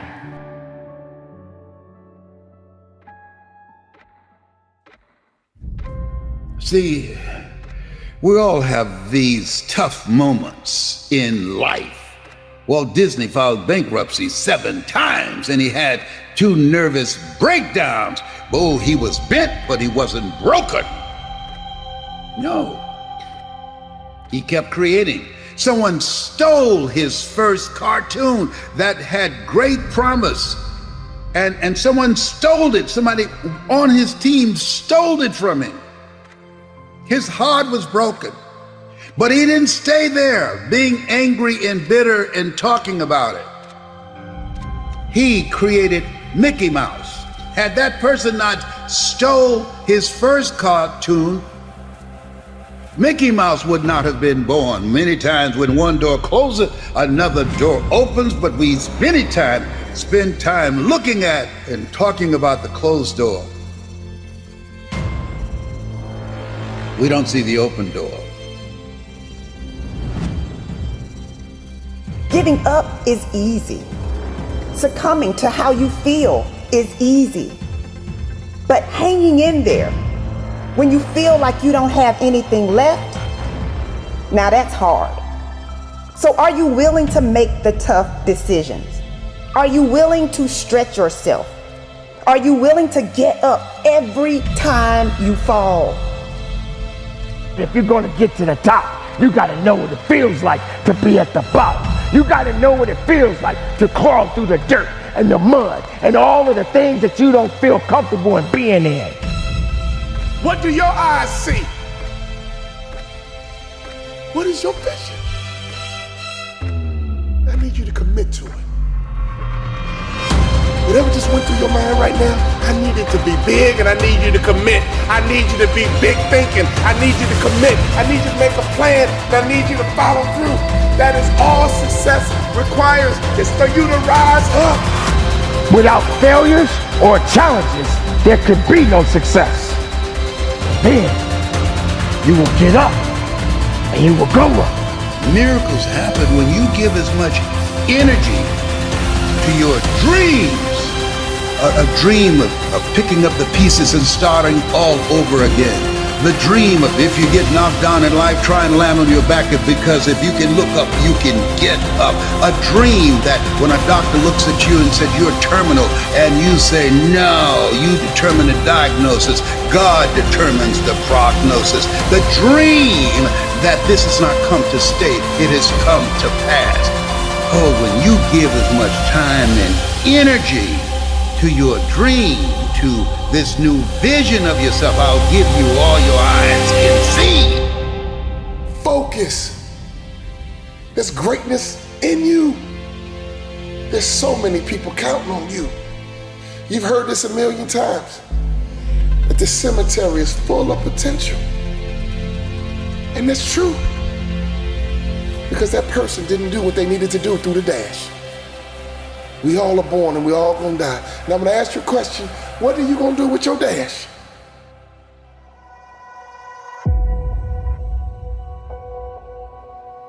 Winning is not about the trophy and the accolades. It's about the grind. It's about the obstacles. It's about the challenges. It's about the pain. The reason I know so much about winning is because I've had to deal with so much losing. Everybody wants to win, but in order to know how to win, you gotta know how to lose, because you're gonna lose more than you're gonna win. But what do you gain from it? You've trained some of the greatest of the greats: Michael Jordan, Kobe Bryant, Charles Barkley, Dwayne Wade. So you know something about winning, you know something about sustained winning over time. Your mind has to immediately shift back, because now you felt and tasted something that you can only get through winning. Are you willing to do it again? And that was one of Kobe's favorite words when it related to winning. He says, you have to be obsessed with whatever your win is. Be all in. Three greatest lessons I learned from Michael: competing, accountability, and then winning at all levels. Winning at all levels, what does that mean? You just don't win in one arena. You win in your sports, you win in business, you win in your personal life. Other people win because you win. It isn't just about you. It's about being able to pull the team and show them what it feels like to win. And this isn't about playing basketball like Michael Jordan did, like the late, great Kobe Bryant, Dwayne Wade. This is about having the mindset to win. When you fail, your feelings give you excuses. Your mind makes you more resilient. You look at when Kobe, his first playoff series, he had this horrible game where he shot like 4 or 5 straight air balls. Now, he could have came back next year and said, I got to prove everybody that's, man, you're too young, why'd you take? No, he was just like, you know what? That's on me. I have to own that moment. Now, I got to prove to myself I can overcome this, because now everybody else is doubting me, but I can't doubt myself. Everybody told MJ, don't go to North Carolina. You'll never play. You shouldn't be here. And Michael went out and he said, I don't need to prove to coach. I don't need to prove to Buzz. I need to prove to myself that I belong here. I always say, you can have fear, but you can't have doubt.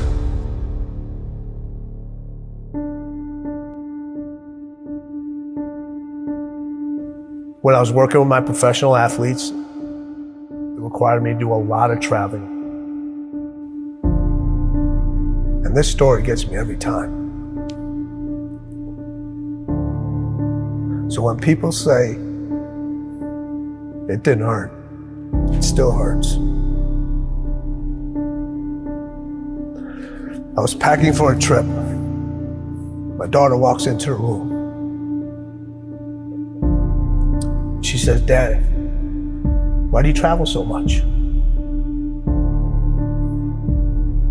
I said, sweetheart, this is how I provide for the family. This is how I take care of you and Mom. This is how I put food on the table. She looks at me, says, Daddy, if I eat less, will you stay home more?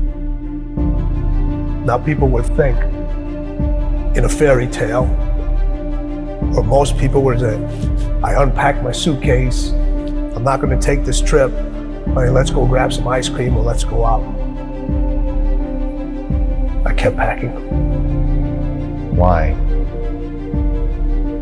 I had to set an example for her early of what it meant to win and what you have to leave behind sometimes in order to pursue what's unique to you. And I wanted her to understand this is who I am. And I want to set an example for you. I had a conversation with her later on to tell her why I did all those things.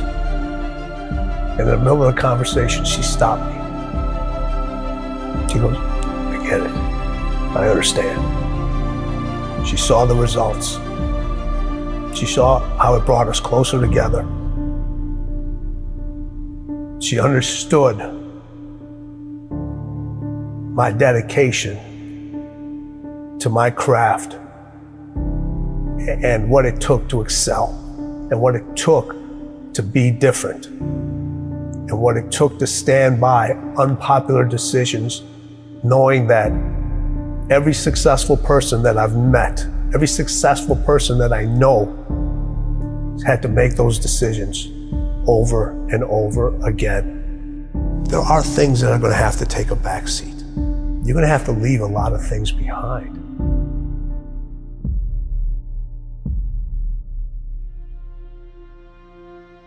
The hardest thing with Kobe was getting him to stop. Yeah, okay, take a break, rest. Yes. Take the day off. That was the most challenging thing with him because over all the years that he had his success, it was about go, go, go. And then when I came on, I was the complete opposite. I got to get you to stop. His 3 a.m. workouts, they're crazy. You know, having to keep the Staples Center open later because he wasn't happy the way he performed at that game. And I would not leave till he would leave. Really? Yeah, so we would be in the arena sometimes 2, 3 o'clock in the morning. Shut up. All the lights are turned off except on the court, and we just keep going, What is the mindset of winning? They both had that. So I look at it 3 ways. So you have individuals that compete. Mm-hmm. You know a lot of people that compete. Yeah. You know, we all know how to compete. Everybody knows how to compete. You don't forget how to compete. We just decide not to anymore. But a lot of people compete just to finish. Then there's individuals that win, but they only win one time. It's easy to win and then never win again. And then there's people that win at winning. You can't come back the same. Cannot come back the same. You have to come back different. You have to come back better. Winning wants you to be different. Winning requires you to do different things. Winning requires you to think in a different way. Winning speaks its own language. Winning has its own way of recognizing you. Winning wants you to write your own story. Stop looking for steps. Those steps are infinite. Find your own path to winning. Because as the late, great Kobe Bryant said, winning is everything.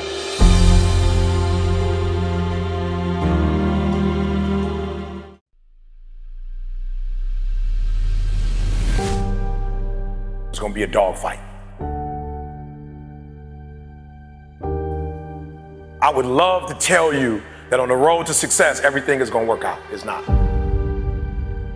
It's going to be a dogfight. On the road to success, I lost 5 aunts to cancer. It's a dogfight. In the midst of my business, I lost aunts. I had to go to funerals. We had to get on a plane. We had to drive. We had aunts that are close to my age who died, who didn't have insurance. We had to raise money, a dog fight. I had cousins shot in stores, execution style, shot back of the head twice. It's a dog fight. Like, you don't see that on YouTube. You don't see that on my TGI. It's a dog fight. My wife, 3 years ago, 7 legions found her brain. It's a dog fight. It hasn't been easy. It's a dog fight. The road hadn't been success. Like, it's just a paved road, and like E.T. go this way. It's been rough. It's been crooked. It's been hard. But I've made up in my mind that I will get a reward for the pain that I go through.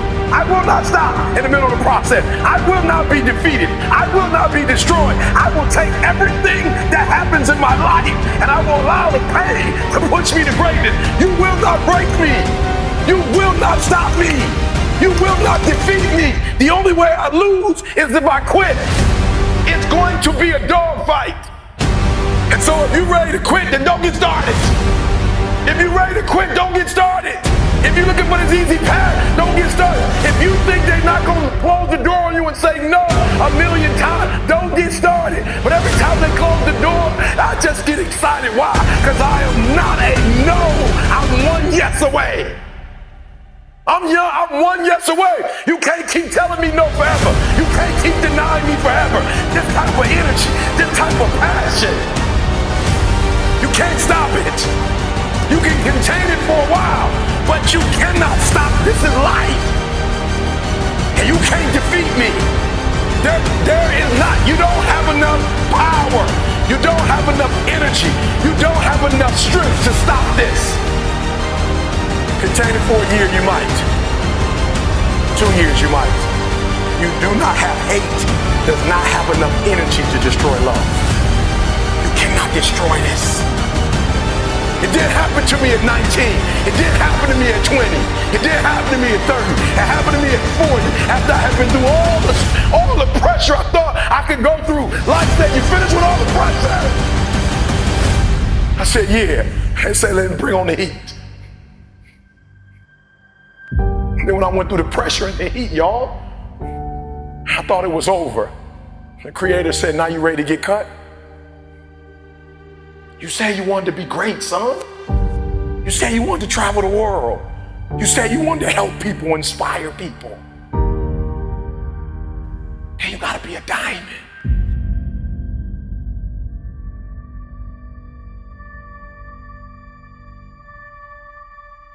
In our armed forces, let's just pick one, the Navy, for instance. The first thing they teach you, somebody over here, help me out. You are in the Navy. Right? They're teaching you war, right? What's the first thing they teach you? The first thing they teach you, the very first thing they teach you is how to respond when you have a jam gun. And number 2, how to carry a dead body. That's the first thing they teach you. They don't teach you how to defend yourself. They don't teach you how to swim. The first thing they teach you is when your gun is jammed. The first thing they teach you is a dead body, how to carry a dead body. And somebody tell me, why would they start you there? That's the worst case scenario. That's what you're not prepared for. That's what you're not thinking. You're not thinking when you go out there to defend yourself that your gun is gonna jam. You're not thinking when you go out there that your boy gonna get killed and you gotta drag. You're not thinking that. So listen to me. It's not hardships that hurt us. It's not my cousin getting shot twice. It's not my cousin spending 50 years in jail. It's not my aunt dying of cancer. It's not my wife being diagnosed with 7 legions on her brain that will break you. What will break most people is you didn't prepare for that. So when you put all your little goals and all your little dreams together, it's not the thing that broke you. It was you never even thought about the fact that you could be broken. They say it's gonna be a dog fight. And if you soft, this ain't that you want to get out now. This is where you're like, I quit. But if you're willing to say, I'm not going to quit, I guarantee you whatever success you want to have, you're going to have it. You will not outrun me. You won't outgrind me. You can be smarter than me. You won't outgrind me. I get up at 3 o'clock in the morning and do videos. I'll do a video at 3 o'clock. I'll do a video at 2 o'clock. I'm putting out so much doggone content, they can't keep up. They smarter than me. They better than me. I admit, I got a GED. I ain't the smartest person in the world, but I get up and do this for Dee Dee. I do this every day for Dee Dee. Because of what Dee Dee did for me. I do this for my kids. My daddy wasn't there. I do this for my family. You can't stop me. The reason why some of you can be stopped is you're doing it for yourself. And guess what happens when you get tired? When you grinding, grinding hurts. Grinding is a sacrifice. Grinding costs. When you're grinding and your body tell you hurt, when you're doing it for you, you stop. You never prepared. You never prepared for worst case scenario. And the reason why E.T. is standing here, because I'm prepared for it. If you know anything about me, I still lay on floors. I still eat chips off the floor. I still do some stuff that to most people is crazy, like E.T., why would you do that? Because I'm always prepared that we may not live in that house one day. One day something might happen and we might have to go back to that. And if I have to go back to that, it's not gonna break me. The thing we covered the most, that for a diamond to be produced, it must first go through extreme heat. Extreme heat. Extreme pressure. Are you hearing what I'm telling you? For a diamond to be produced, it has to go through extreme pressure, extreme heat. And if that wasn't enough, what makes a diamond is the cut. So you are put through, if you want to be a diamond, you must go through extreme pressure. If you can't take pressure, then you're not a diamond. After you go through all the pressure you thought you could not handle and you think it's over, then they turn on the heat. Of all the stuff I've gone through in my life, eating out of trash cans, sleeping in abandoned buildings, the worst thing that ever happened is when I went to the hospital and they told me my wife had a chronic illness and she might not be able to walk one day. People say, E.T., ask CJ, it never broke me. Why? Because I've been broken so much. Defeated so much. I've been disappointed so much in my life that I know what it feels like and I can handle it.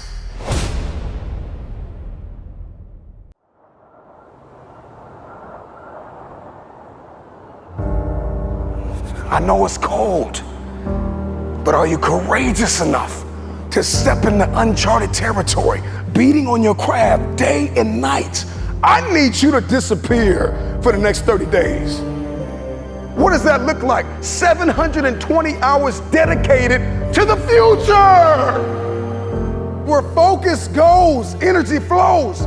The problem is you put too much energy into Netflix. You put too much energy into distractions. You put too much energy into entertainment. You put too much energy into things that are not feeding your purpose and destiny. Can you walk away from everything? Life has knocked you to the ground. You have survived the greatest traumas of your life. How tired are you of where you are right now? How bad do you want to get to that next level? What are you willing to do? What are you willing to sacrifice? What are you willing to give up? Who are you willing to let go to get where it is that you want to be? See, everybody wants to be successful. Everybody wants to climb mountains. Everybody wants to be praised and celebrated. But nobody wants to sacrifice. Nobody wants to put in the work. Nobody wants to let go of every single distraction. Can you learn how to say no to what's hurting you? No to what's stopping you. No to the people that don't believe in you. The fakes and the phonies and the people that keep saying that they'll support you when you get there, but they leave you when you arrive. Why are you here? And what are you going to do about it? Because the truth of the matter is, we have a purpose, we have a destiny, we have fulfillment, we've got connections to make, we've got people to meet, we've got rooms to walk in, we've got tables to sit at, and I'm just wondering if you are willing, if you are courageous enough, if you have the faith, if you're bold enough to sit down for 30 days and write down what it is that's killing you. Can you walk away from everything for 30 days? Just 1 month, 720 hours. Imagine who you could be in 30 days.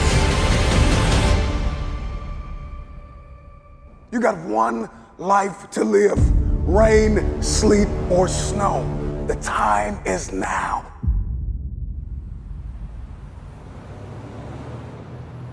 I got 3 words for you. Shut it down. Log out of the social media.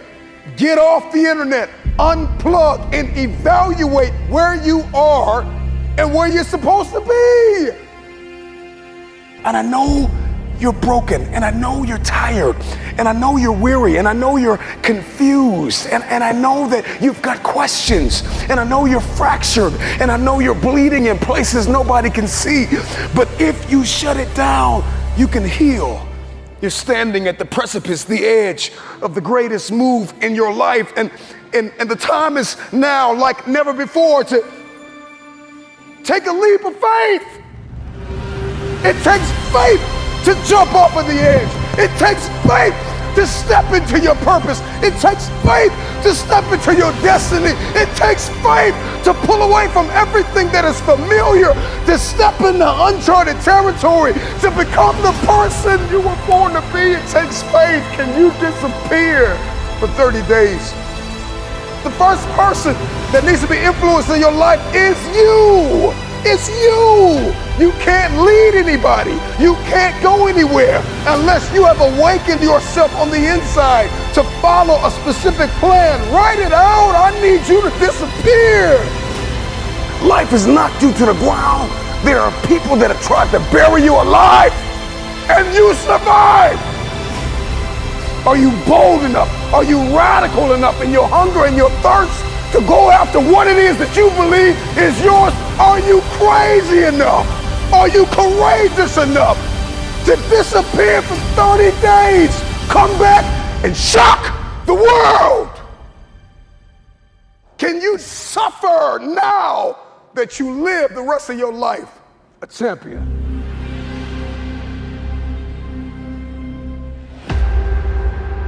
While the rest of the world is sleeping, you are wide awake. And you are on the attack for your success. It doesn't start with them and they. It starts with me. So I'm just wondering when you're gonna make it personal.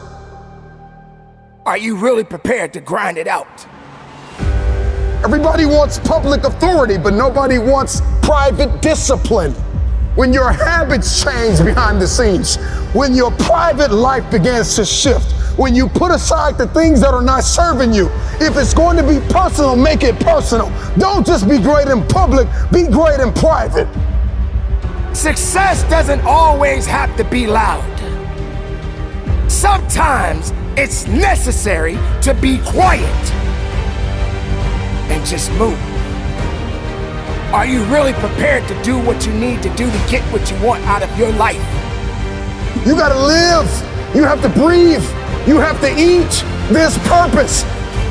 Every single day, you are either losing ground or gaining ground. You are not going to win anything until you understand what struggle means. You can never quit. But you gotta work hard in silence. You gotta work when nobody's watching. You gotta sacrifice behind the scenes. When you take it personal, your private life changes. Success is a process. The process comes before success. The struggle comes before the process. Everybody wants to contribute to destiny, but nobody wants to be committed to destiny. What kind of work are you putting in behind the scenes? What can you conquer in the dark? How personal is your purpose? This is what we call grinding in silence.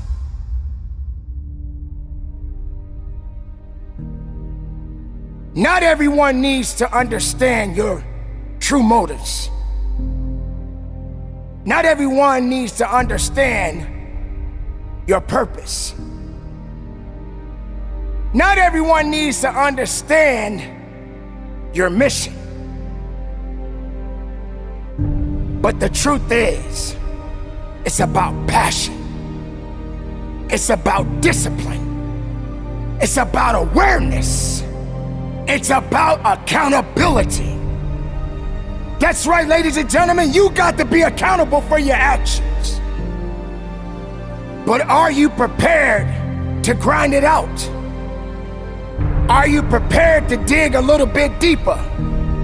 Are you prepared to fight a little bit harder? Are you prepared to put in overtime? Somewhere along the line, you lost your footing, you lost your place. It got cold, too cold for you. And see, one thing about an achiever is rain, sleet, or snow, they keep building. But you have not sacrificed, you have not suffered, you are not committed. When you are committed, you give everything you have. Every single week, every single day, every single hour, every single minute, 720 hours a month, you are beating on your craft. Even when you're at work, you're dreaming, you're thinking, you're vision casting, you're writing it down, making it plain, communicating to your destiny connections so that it can become a reality. If you can see it in your head, you can hold it in your hands. But the question I want to ask you is, are you committed? Now it's time to grind. Now it's time to fight. Now it's time to believe. Now it's time to know that your success story has yet to be told. Don't sit back and have a pity party. Don't sit back and wait for an opportunity to happen. It is up to you to go out there and get the opportunities. You want success? Then go get it. You want to be better? Then be better. You want something more than what you have right now? Then you got to have the desire within your heart and go strong and go with everything you have. I don't know who I'm talking to. I don't know what you've been called to do, what you've been called to accomplish, what you've been destined to build, who you've been called to be connected to, but the dots will connect. Every single moment that you have is an opportunity of a lifetime. Are you committed or are you just contributing? The choice is yours. This time, make it personal.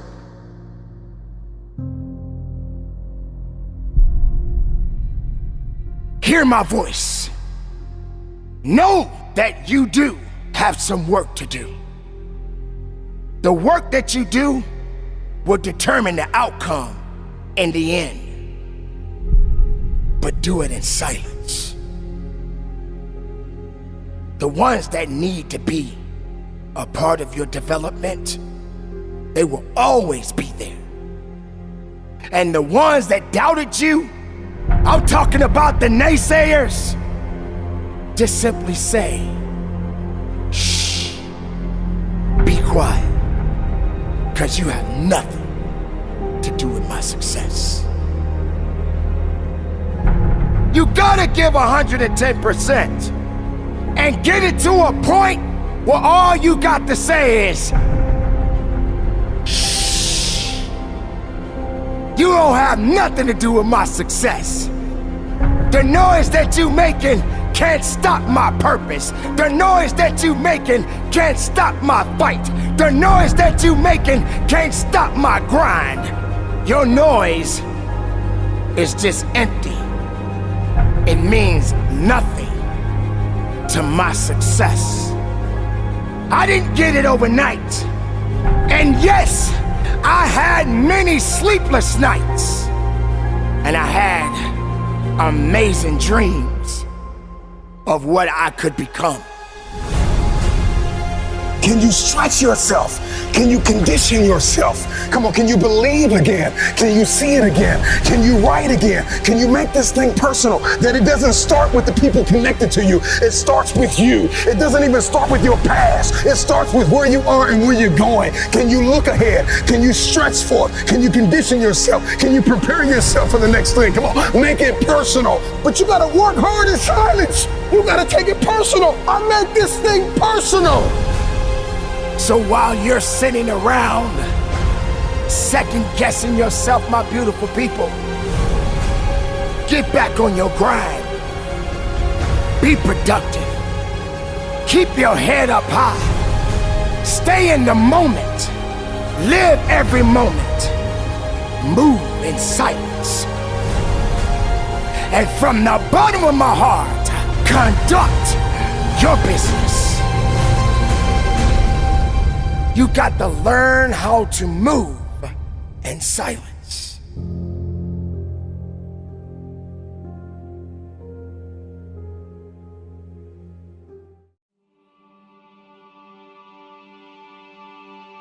You may be average, you may be ordinary, but you have the opportunity every single day to make extraordinary decisions. And what you do today will determine your future. The future is very expensive. The currency to get to the future, the bridge that we build, it is built on your daily decisions, your habits, your programming, the way that you think, the way that you talk, the way that you walk. Blood, sweat, tears, sacrifice, people that you have to let go, sleep that you have to lose, multiple jobs that you have to work, hours on end of study, beating on your craft every single day. It's not easy, but it's worth it. There are going to be nights you're going to cry yourself to sleep. There are going to be times you're going to want to throw in the towel. But if you keep going, your future self will thank you. If you could hear your future self talking to you now, the future you would say, thank you for not giving up. Thank you for not throwing in the towel. Thank you for not allowing the despair and the anguish and the anger and the bitterness and the jealousy and the ego to eat away at your progress and your perseverance and your ability to travail and endure. I believe in the future. Number one, you got to get crystal clear about who you believe you've been destined to be. Because everybody's looking to manifest. We are all looking to evolve. We are all looking to level up. What is your life's purpose? What is your destiny? Why on earth are you here? What is it that you can do today to get closer to the fulfillment of that future? To get closer to the manifestation of the future? What are you doing today? What are you giving today? Remember why you had to let some people go. Remember why you're working so hard towards this thing. You're pressing, you're pushing, you're clawing, you're dragging yourself through mud and through murky water. Come on, remember why you're doing what you're doing. It may be difficult. It may seem impossible. The moment that you discover why you're here, spend the rest of your life executing. There are going to be times where you give everything you have, and everything that you have is not enough. Push through the pain, push through the anguish, push through the brokenness. Do not stop. It's the no quit mentality. Wherever you are now is not where you're going to end up. You are special, and you've been designed to change the world. So many of us want so many different things, and our life is filled with entertainment and recreation and people that we have not appraised? Have you appraised your connections? Have you done a scrupulous evaluation of everyone in your life? Are they assets or are they liabilities? Yes, you want the future, but what's your plan? And then the moment that you create the plan and you've ironed out all the kinks and you're crystal clear and you've got this plan, you've got this aim, this target, then you got to stay committed. With tears in your eyes, you got to be committed when your brain is hurting. You got to be committed when you haven't gotten sleep in a few days. You got to be committed. You got to plow through that depression, that heaviness, that weariness, and you got to cling to the joy of the thought of the future that if you finish this course, then there is a reward at the end of this pain. You may feel as though you are not able to breathe now. You may be inundated with responsibility, and it seems as though there is no way out of this. You have to be grateful for the ground that you've gained and guard the ground that you've gained. Celebrate the small wins. If we keep looking at the big picture, if we keep looking at the end game, if that's all we fix our eyes on, then we'll get off kilter. We'll lose our footing and we'll walk around discouraged because you're not going to just wake up in one day and fulfill destiny. It's the process that's perfecting us. It's the ins and the outs and the nuances. It's the song and the dance between destiny and the journey and the process and the promise. And we've got to learn how to execute the day. Give us this day. We've got to learn how to execute the day. That you conquer the day. I'm not where I'm supposed to be, but I'm not where I used to be. And so we've got to celebrate the small wins, those mental wins, those emotional wins, those relational wins, those financial wins, those spiritual wins. We've got to celebrate. And then we've got to be kind, not only to others throughout our process, but we've got to be kind to ourselves. The problem with many of us is that we're not kind to ourselves. Be kind to yourself. You can be assertive, you can be direct, you can be firm, but you can have a little empathy and a little kindness, not only on others, but on yourself. Because the truth of the matter is you are not going to always feel like doing what you were designed to do, okay? And so we've got to condition ourselves for the stretch. With gratitude, we're going to need that coupled with patience. The future takes time to manifest.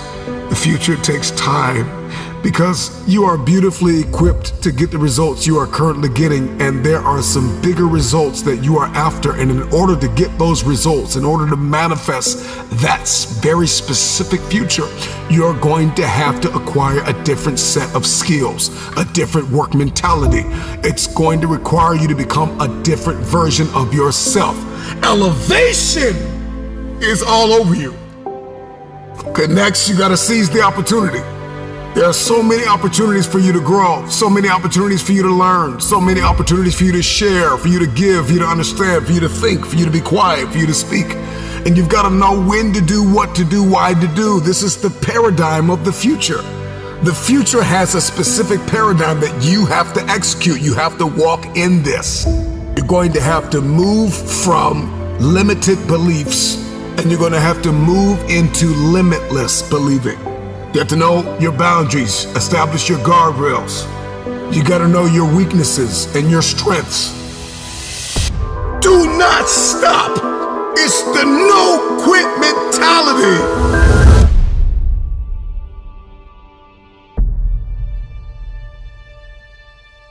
I want to talk to someone out there who is thinking about quitting and giving up.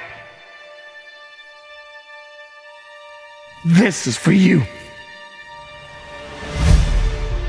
There are going to be times when you are down and you feel that you are alone.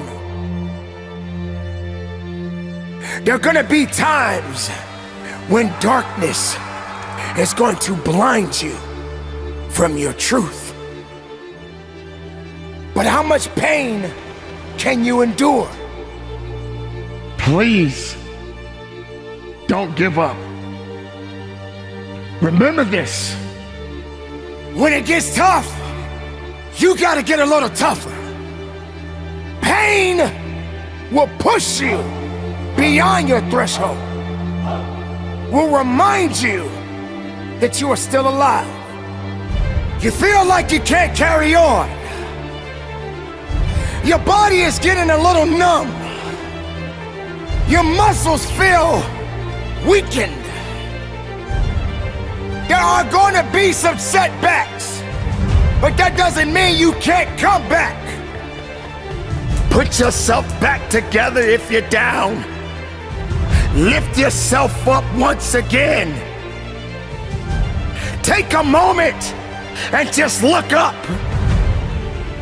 I know that you feel like you're not strong enough right now, but I'm here to let you know, anything that is in your way, you have the ability to move it out of your way. You wonder why is it hurting so bad? Because you've given so much of yourself. Maybe this pain wasn't my enemy. Maybe this pain was building me up. So when it gets tough, you get tougher. It's your turn. You shouldn't feel guilty. It's your turn. It's your time. You've blessed everybody else. You've set everybody else for success. You've compromised you for them, and look where you are.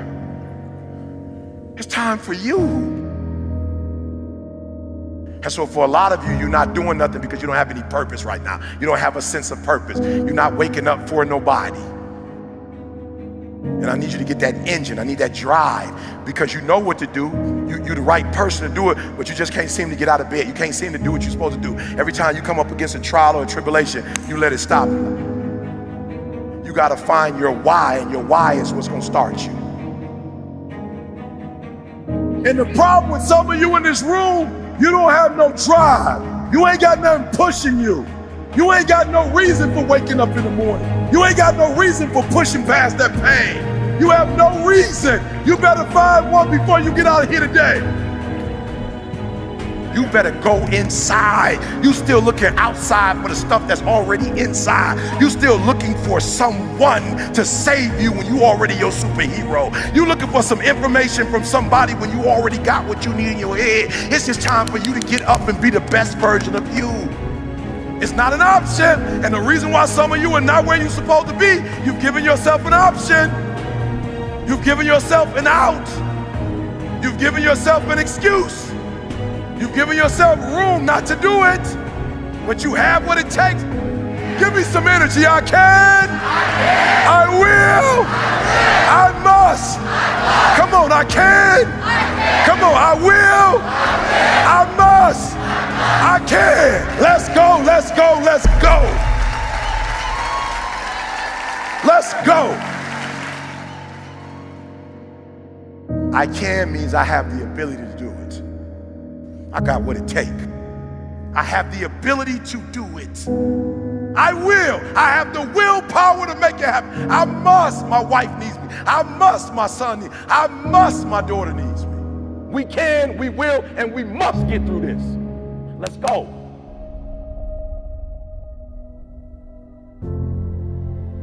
I want to ask you a question, seriously. This is going to be hard because some of you young and you like still worried about what people think about you, so you don't want to be honest in front of people. I want you to think about what level you on. Are you giving 90, 80, 70? Let's see what I'm saying for a minute. It's like I gave everything I got. I have no more to give. Like I really put 120 into this. So raise your hand if you're giving 120. Like I ain't got no more to give, E. E, I'm giving 100, E. I know I'm just doing at least what Coach want me to do. I'm doing everything Coach want me to do. I'm giving about 90%, E, I'm gonna be real. I'm giving about 90%, let me see your hand. Of my effort, let me see your hands. I'm giving about 80%, let me see your hand. 70%, let me see your hand. I need you for you to admit where you are. What is it gonna take for you to give every single thing you got? What is that gonna take? It's consistency. And so I gotta go to bed at a certain time. I gotta wake up at a certain time. There's certain things I can't eat, certain things I can't watch, certain things I can't do. And I'm talking about that grind. I got an opportunity, you got an opportunity. So here's the deal. When you have an opportunity, why would you give 80% when you have an opportunity? Somebody answer that for me. Y'all talk. Why would you give 80%, 70%? Why wouldn't you always give 120%? This right here, for a lot of y'all ain't got no discipline, it's killing you. It's killing you. And you don't even realize it's killing you. It's killing you. If you're not giving 120, I'm not mad at you. My job is not to dog you out, because once we go back out, my goal is to come here and take you to that next level. From today on, you play whatever your best game is, you play that level every single time. It doesn't mean you're gonna score every time, but the effort has it. You can always give 120% effort. Life gonna go on regardless. Mental toughness. It is in those times we have to be stronger than we've ever been before. Why? Because they need us more than they ever needed us before. I just want to make sure that the life we got left, that is sweeter than the life that if I wasn't focused and I wasn't doing what I was supposed to do. And we're going to make it the best possible. It's your life. You got it. What you going to do with it? I want to ask you a question, seriously. How many of y'all in this room, you like, yo, E, it is my life, but I ain't been in control of it as much as I should be in control of it. And after the day, I'm taking more control of it. Let me see your hand. Be honest with me. Come on, let me see your hands. And so you looked up to who when you played ball? Like, who were the people you looked up to? Kobe. LeBron. CP. D-Wade. Kobe. I was the same thing with me with Dr. Martin Luther King. In Washington, like all those people, I got a dream. When I saw Malcolm, like, boom. And I saw hundreds of black men, boom. Like, let's go. I'm like I could do that. And then when I found out I could make money doing it and I could take care of my family, I was like, showtime. Like, you only got one shot, E. So hear what I'm saying. Opportunity. You have an opportunity of a lifetime. When you understand you have an opportunity, you play a little different. Here's what I want to tell you. If you're going to get it, you're going to have that dog. You're going to have that dog. You're going to have to be that dude that say, I'm not just going with skills. There's a one type of dude who feel like because he's gifted that it's just an automatic road for him. And let me tell y'all something. You are gifted, but you better humble yourself.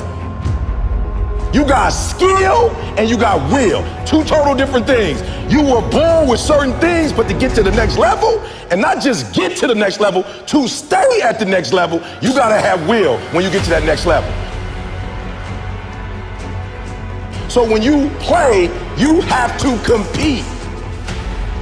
It's sports, it's basketball. Why wouldn't you give 120%? Talk to me. What would make you not give 120%? You gotta answer it. You play that level every single time. It doesn't mean you're gonna score every time, but the effort has it. You can always give 120% effort. You can't dictate if the ball gonna always go in. You can't dictate what kind of game you're gonna have. You can't dictate how your body is gonna respond to moving around. But you can dictate your what?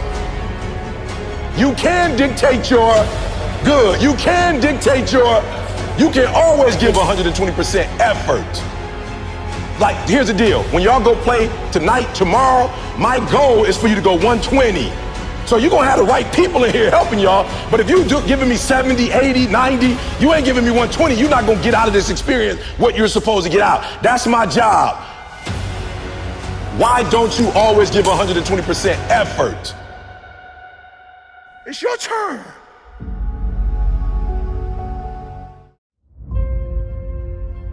I know the feeling. No, this not that fake lion, tigers, and bears motivation. This that growing up in the slums, watching your mom nod on the couch as you go to school. We want more. We want more out of this life. And if you're not willing to give that to us, we're gonna take it. underdog mentality. Like everybody's already counted you out. Like everybody's already told you you don't have what it takes. You don't measure up. That what you started, you will not finish. Claw your way into your future. Fight for your goal. Give it everything you have because you have nothing to lose. Life's gonna hit you in your mouth, and you gotta do me a huge favor. Your why has to be greater than that knockdown. And I love it. Buster Douglas got knocked out. Nobody ever got knocked out by Mike Tyson and ever got back up. It was almost a 10 count. He was stumbling. They were 4, 3, 2, 1, and ding, ding, ding, saved by the bell. He goes to his corner. The whole world is like, yep, that's it. Once he comes back out, that's it. Mike's gonna just hammer him. And exactly that. Mike Tyson came out like, I got him. I got this kid up against the rope. Listen to me, many of you right now, life's got you up against the rope. You can't give up. You can't give in. Listen to me, if it was easy, everybody would do it. And if life's got you backed up, I need you to do what Buster Douglas did. Buster Douglas started fighting back. What an uppercut by Douglas, and down goes Tyson. The world was shocked. Goliath has been knocked down. What happened? And they went to Buster Douglas and they asked Buster Douglas simply like, what happened? And Buster Douglas said, listen to me, it's real simple. Before my mother died, she told the whole world that I was gonna beat Mike Tyson. And 2 days before the fight, my mother died. Buster Douglas had a decision to make. When his mother died, he could die with his mother, or he made a decision, I can wake up and I can live for mom. And he knocked Mike Tyson out simply because his why was greater than that punch. His why was greater than defeat. His why was greater than his trial and his tribulation. And I'm telling you, if you don't know what your why is, and your why isn't strong, you're gonna get knocked out every single day. A man is not a man by his age. A man is a man by his experiences. What he goes through. What he fights through. That's what makes a warrior. That's what makes the greatest of all time. I won't end my life in a bottomless pit. I'm gonna rise and I'm gonna show the world that greatness is obtained by the man that never stopped pushing.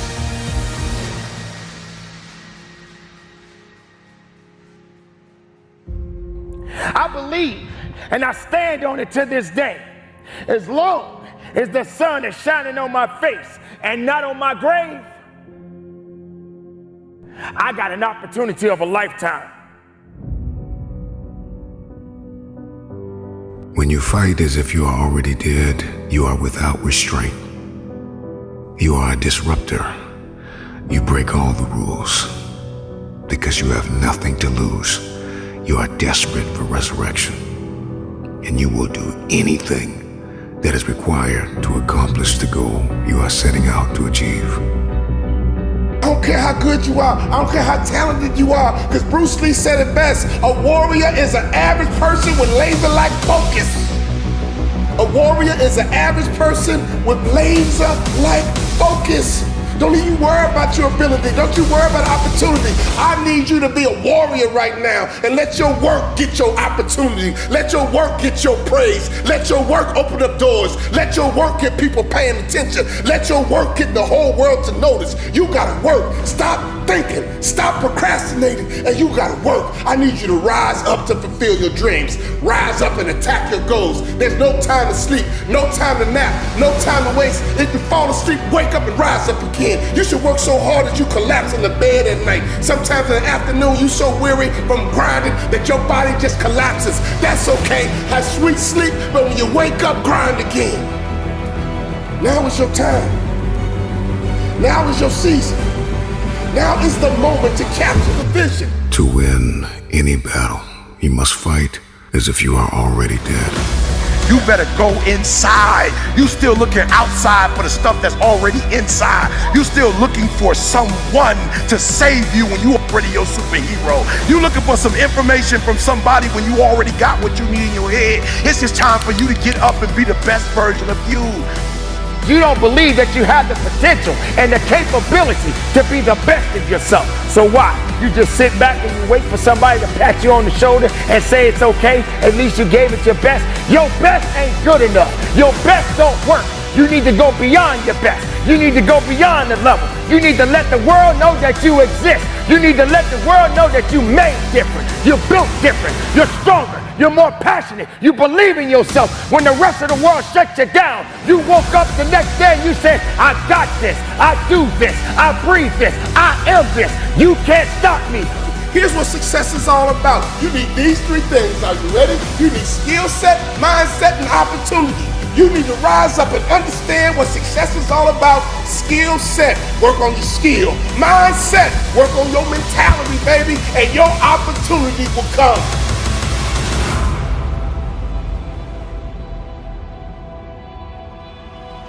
There will always be a million reasons to say no, a million reasons to play it safe, a million reasons to stay comfortable. But you won't achieve your dreams staying in your comfort zone. You won't accomplish your goals by living in that glass cage you built around you that limits you from realizing your potential.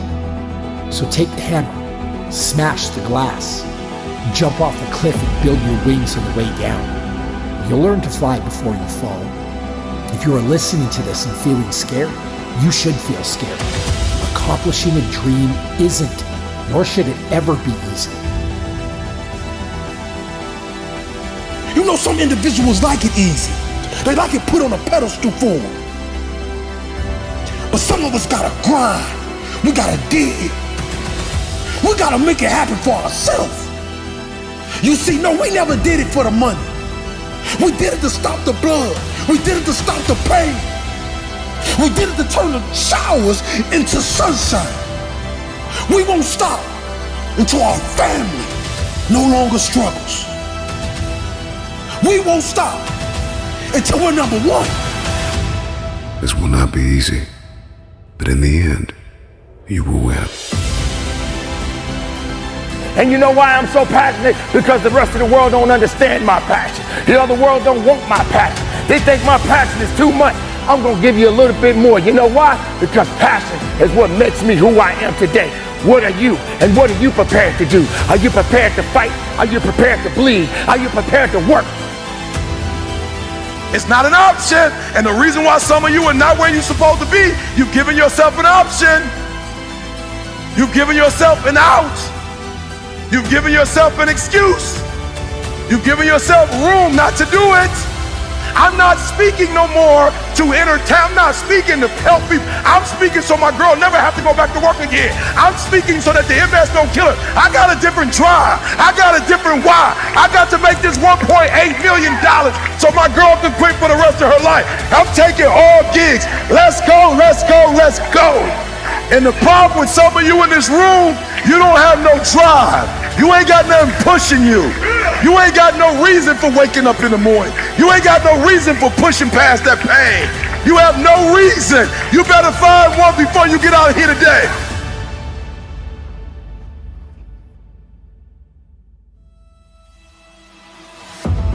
Our lives are so short. There is no time to waste.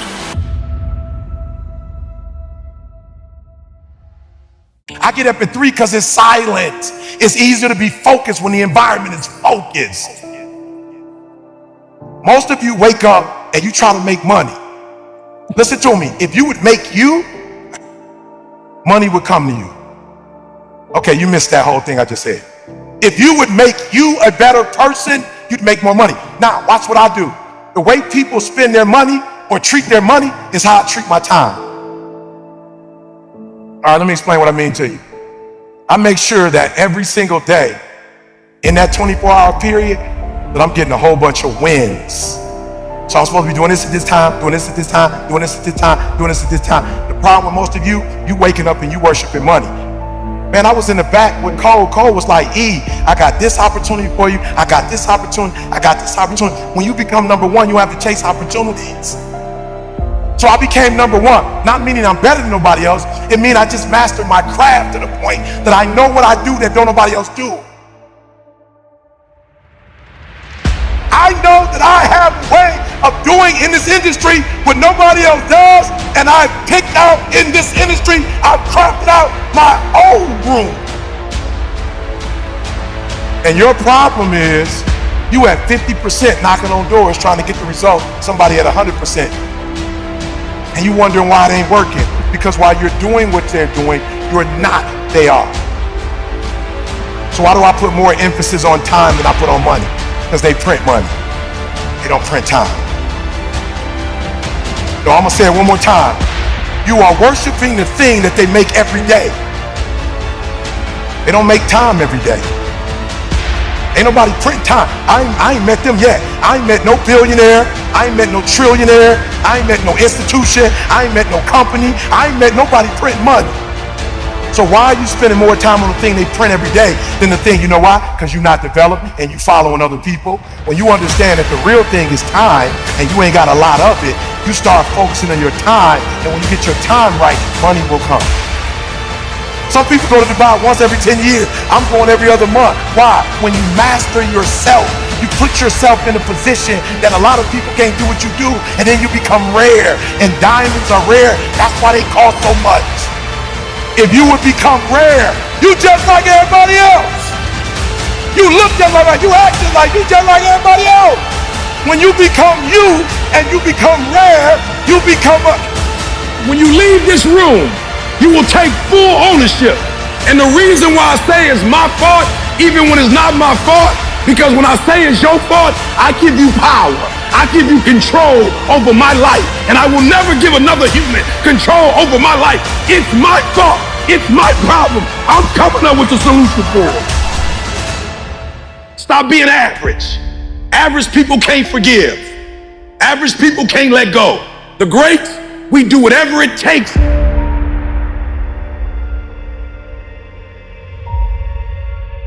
Those who have a why can bear almost any how. How did I become number one in the world? Found out my wife had multiple sclerosis. They told my wife, listen to me, y'all. My wife's so beast mode. They told my wife she had MS. She's like, bet. Then they told her she had to quit her job, and a tear came out of her. The doctor said, you don't have insurance? She said, yeah, I got insurance. She looking at her like, why are you crying if you got insurance? My wife's identity is in her waking up and working every day. She went to school to be a registered nurse. She went to school to do breast and cervical cancer. She didn't want to be at home. She didn't want to be no home wife. She literally went to school to be a nurse. She loves her job. But when they told her she had to quit, my wife's like, I don't know what I'm gonna do. I said, how much you make? She told me 5,000. I said, 5,000 times 12 is how much? 60 times 30 years, how much? 1.8 million. I woke up every day hunting 1.8 million. I'm number one in the world, not because I'm a better speaker. I'm not number one in the world because I look the best, because I dress the best. I'm not number one because my enunciation is the best, because I use the best words, because I got the best sentence structure, because I come from the best background. I became number one because I woke up and I hunted down the 1.8 mil so my wife would never have to work again. If you waking up every day and you want a Rolls Royce, you ain't about to beat me. If you waking up for a Bentley, you ain't about to beat me. If you waking up for a gold chain, you ain't about to beat me. If you woke up for a Rollie, you ain't about to beat me because you're going after material stuff. I'm going after my food. I'm going after my baby. I'm going after my high school sweetheart. I'm going after my kids so they can see their mom and their mama don't die. I'm making sure their mama don't get in a wheelchair if I can help it. If their mama don't lose her sight, if I can help it. If her mama don't lose her memory. So I started studying MS like I had it. I started studying MS. Your problem is you're not studying this product like your life down on it, like your life depend on it. You playing with this product. You know what? You like the people that work for me that want to check and they never end up getting it. But the people who work for my company act like they own it. Wake up every single day making sure she don't have to go back to work. So watch this. I started studying and I found out two things. One is stress. So I had to take her out of a stressful situation. And then the other thing was vitamin D. And I literally, people say, bro, why you moved to Southern California? Because my wife got MS. I literally type, what's the best place in the world for vitamin D? Southern California. What's the best temperature in the world in the United States of America? San Diego, California. It don't go 99, 100, and then back down. It's right there. I said, San Diego, I'm hunting you down. You're moving to San Diego. Why? I don't care about San Diego. my wife, in the first year, last year, we were in San Diego. My wife said to me when we went back to Michigan, when the summer came, my wife said, you know something? I said, what? She said, I never took a nap in California. I said, what you mean by that? She said, the sun energizes, and I never needed to take a nap. You're gonna come after me. The reason why most of you can't do what you do, you keep getting knocked down, you keep quitting, because whatever your why is, it ain't stronger than the beat down you take. Whatever the beat down, whatever life is throwing at you, whatever punches is blowing, whatever's happening, it ain't deep enough for you to wake up. Like you getting punched and you feel that pain and you like, ain't no need to get up. No, and I feel you. You need to stay down because life gonna beat you. You talking about making millions, life gonna beat you down. You talking about making millions, multi-millions, billions, life gonna beat you down. So when you feel the pain and you get knocked down, stay down. If you got a why that's deeper than your pain, Every trial, every tribulation, I will my way through it. I don't care if it's cancer, I will my way through it. I don't care if it's MS, I will my way through it. I don't care if I'm struggling in school and I'm trying to get a degree, I will my way through it. I don't care if you fail the boards, go again. I don't care if you fail the law exam, go again, will your way through it. Some things you can skill yourself through, some stuff you gotta will your way through.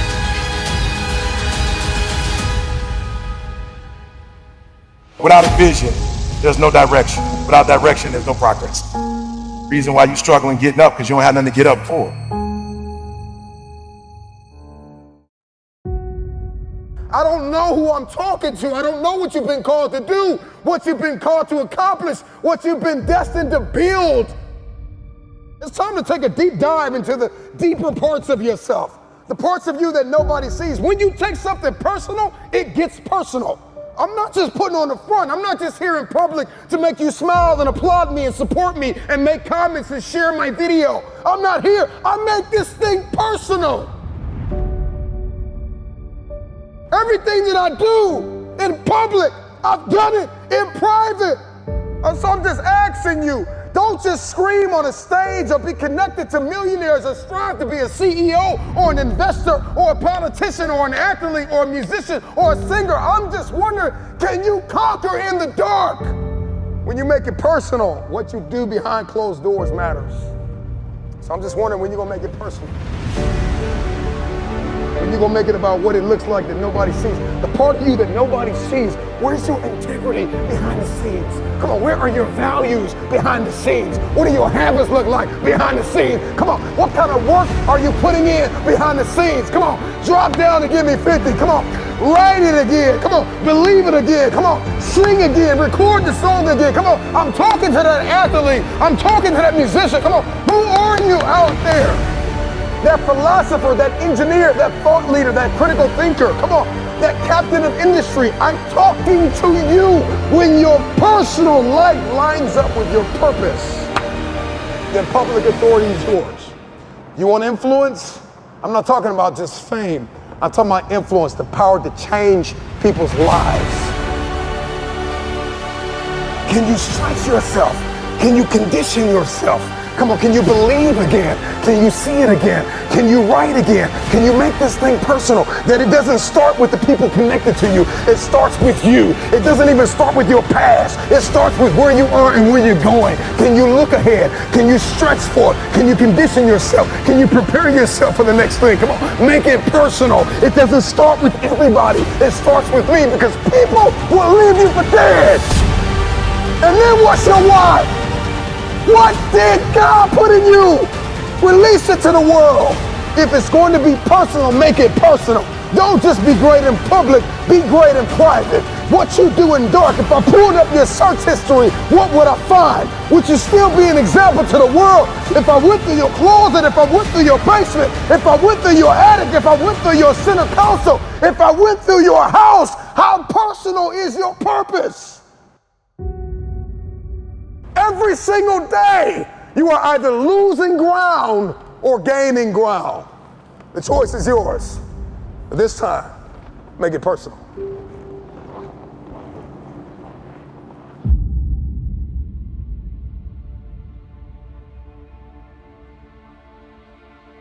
If you're gonna do it, if you're gonna accomplish it, If you're going to achieve it, even if you're confused and it's cold and it looks crazy, and you're going to need to know the difference between contribution and commitment, because they're two very different things. See, everybody wants to contribute to destiny, but nobody wants to be committed to destiny.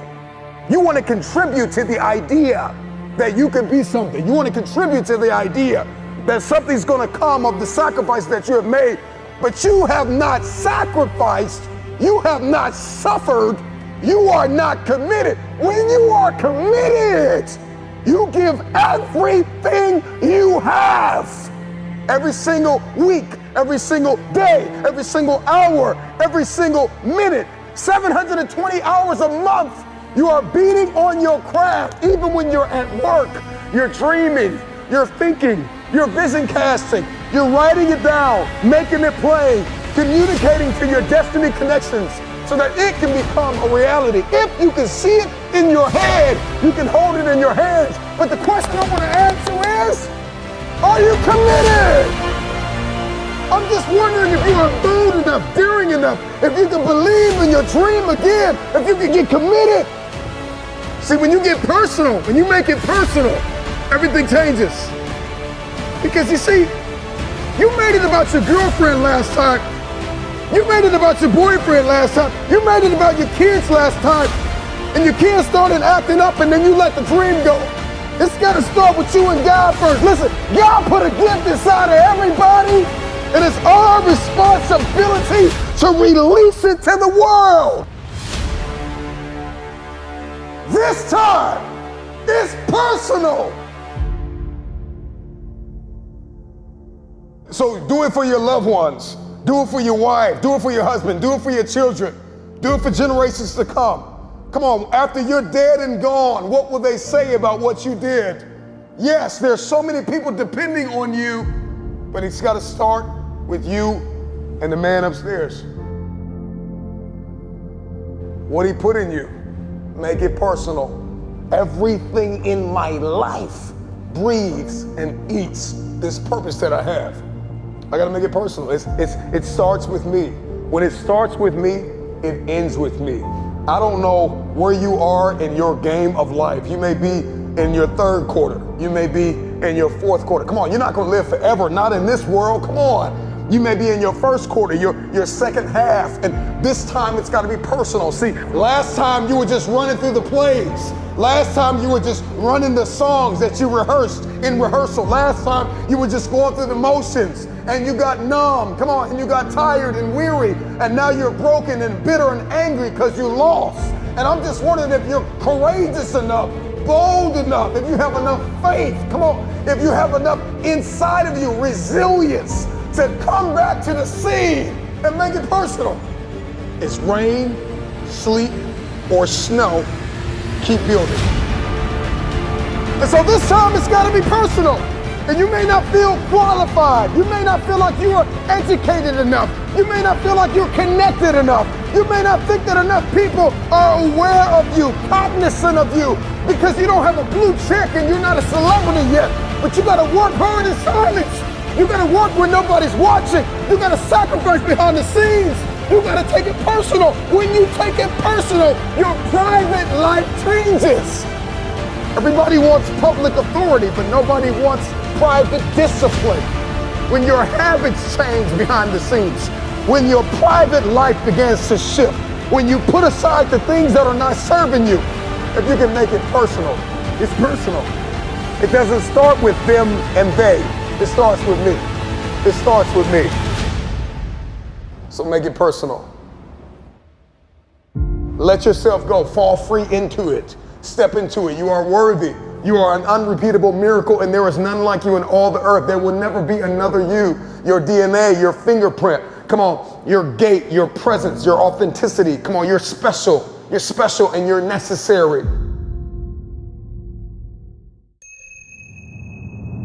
Do you just want to win? Or are you absolutely committed? Because when you are committed, when you have made the decision that I am going to win, it's no longer a want, it is a must. And when something becomes a must, when you become obsessed with what you've been called to do, you will sacrifice. People that are committed are willing to make the sacrifices. And so ask yourself the question, have you sacrificed everything? Are you paying the price? You gotta pay the price for what you want. Everything in your future comes at a cost. I am acquainted with loss, pain, lack, and famine. I wanna win now because winning has everything to do with your mentality. It has everything to do with how you talk, how you walk, how you think, how you overcome. Winning is not just a crown or a trophy. It is the process. It is who I am becoming. And that is how we win. If you're gonna hit your goal and if you're gonna punch through your targets, you have got to see differently. You have got to think differently. You are gonna have to connect differently. You're gonna have to communicate differently. One day, I just decided I'm gonna raise my standards. Make a decision. Raise your expectations. You gotta go to the next level. There's always another level. You've been in this place of misery long enough. It's time to win. There is no other option. Winning is a non-negotiable. It's what I do. And all of a sudden, wham, no longer is it just what you do. It is who you have become. Because there are some people that win, and then there are winners. There are people who win, there are people who lose, and there are people who are winners. This ain't just something I do, it is who I have become. I am a winner.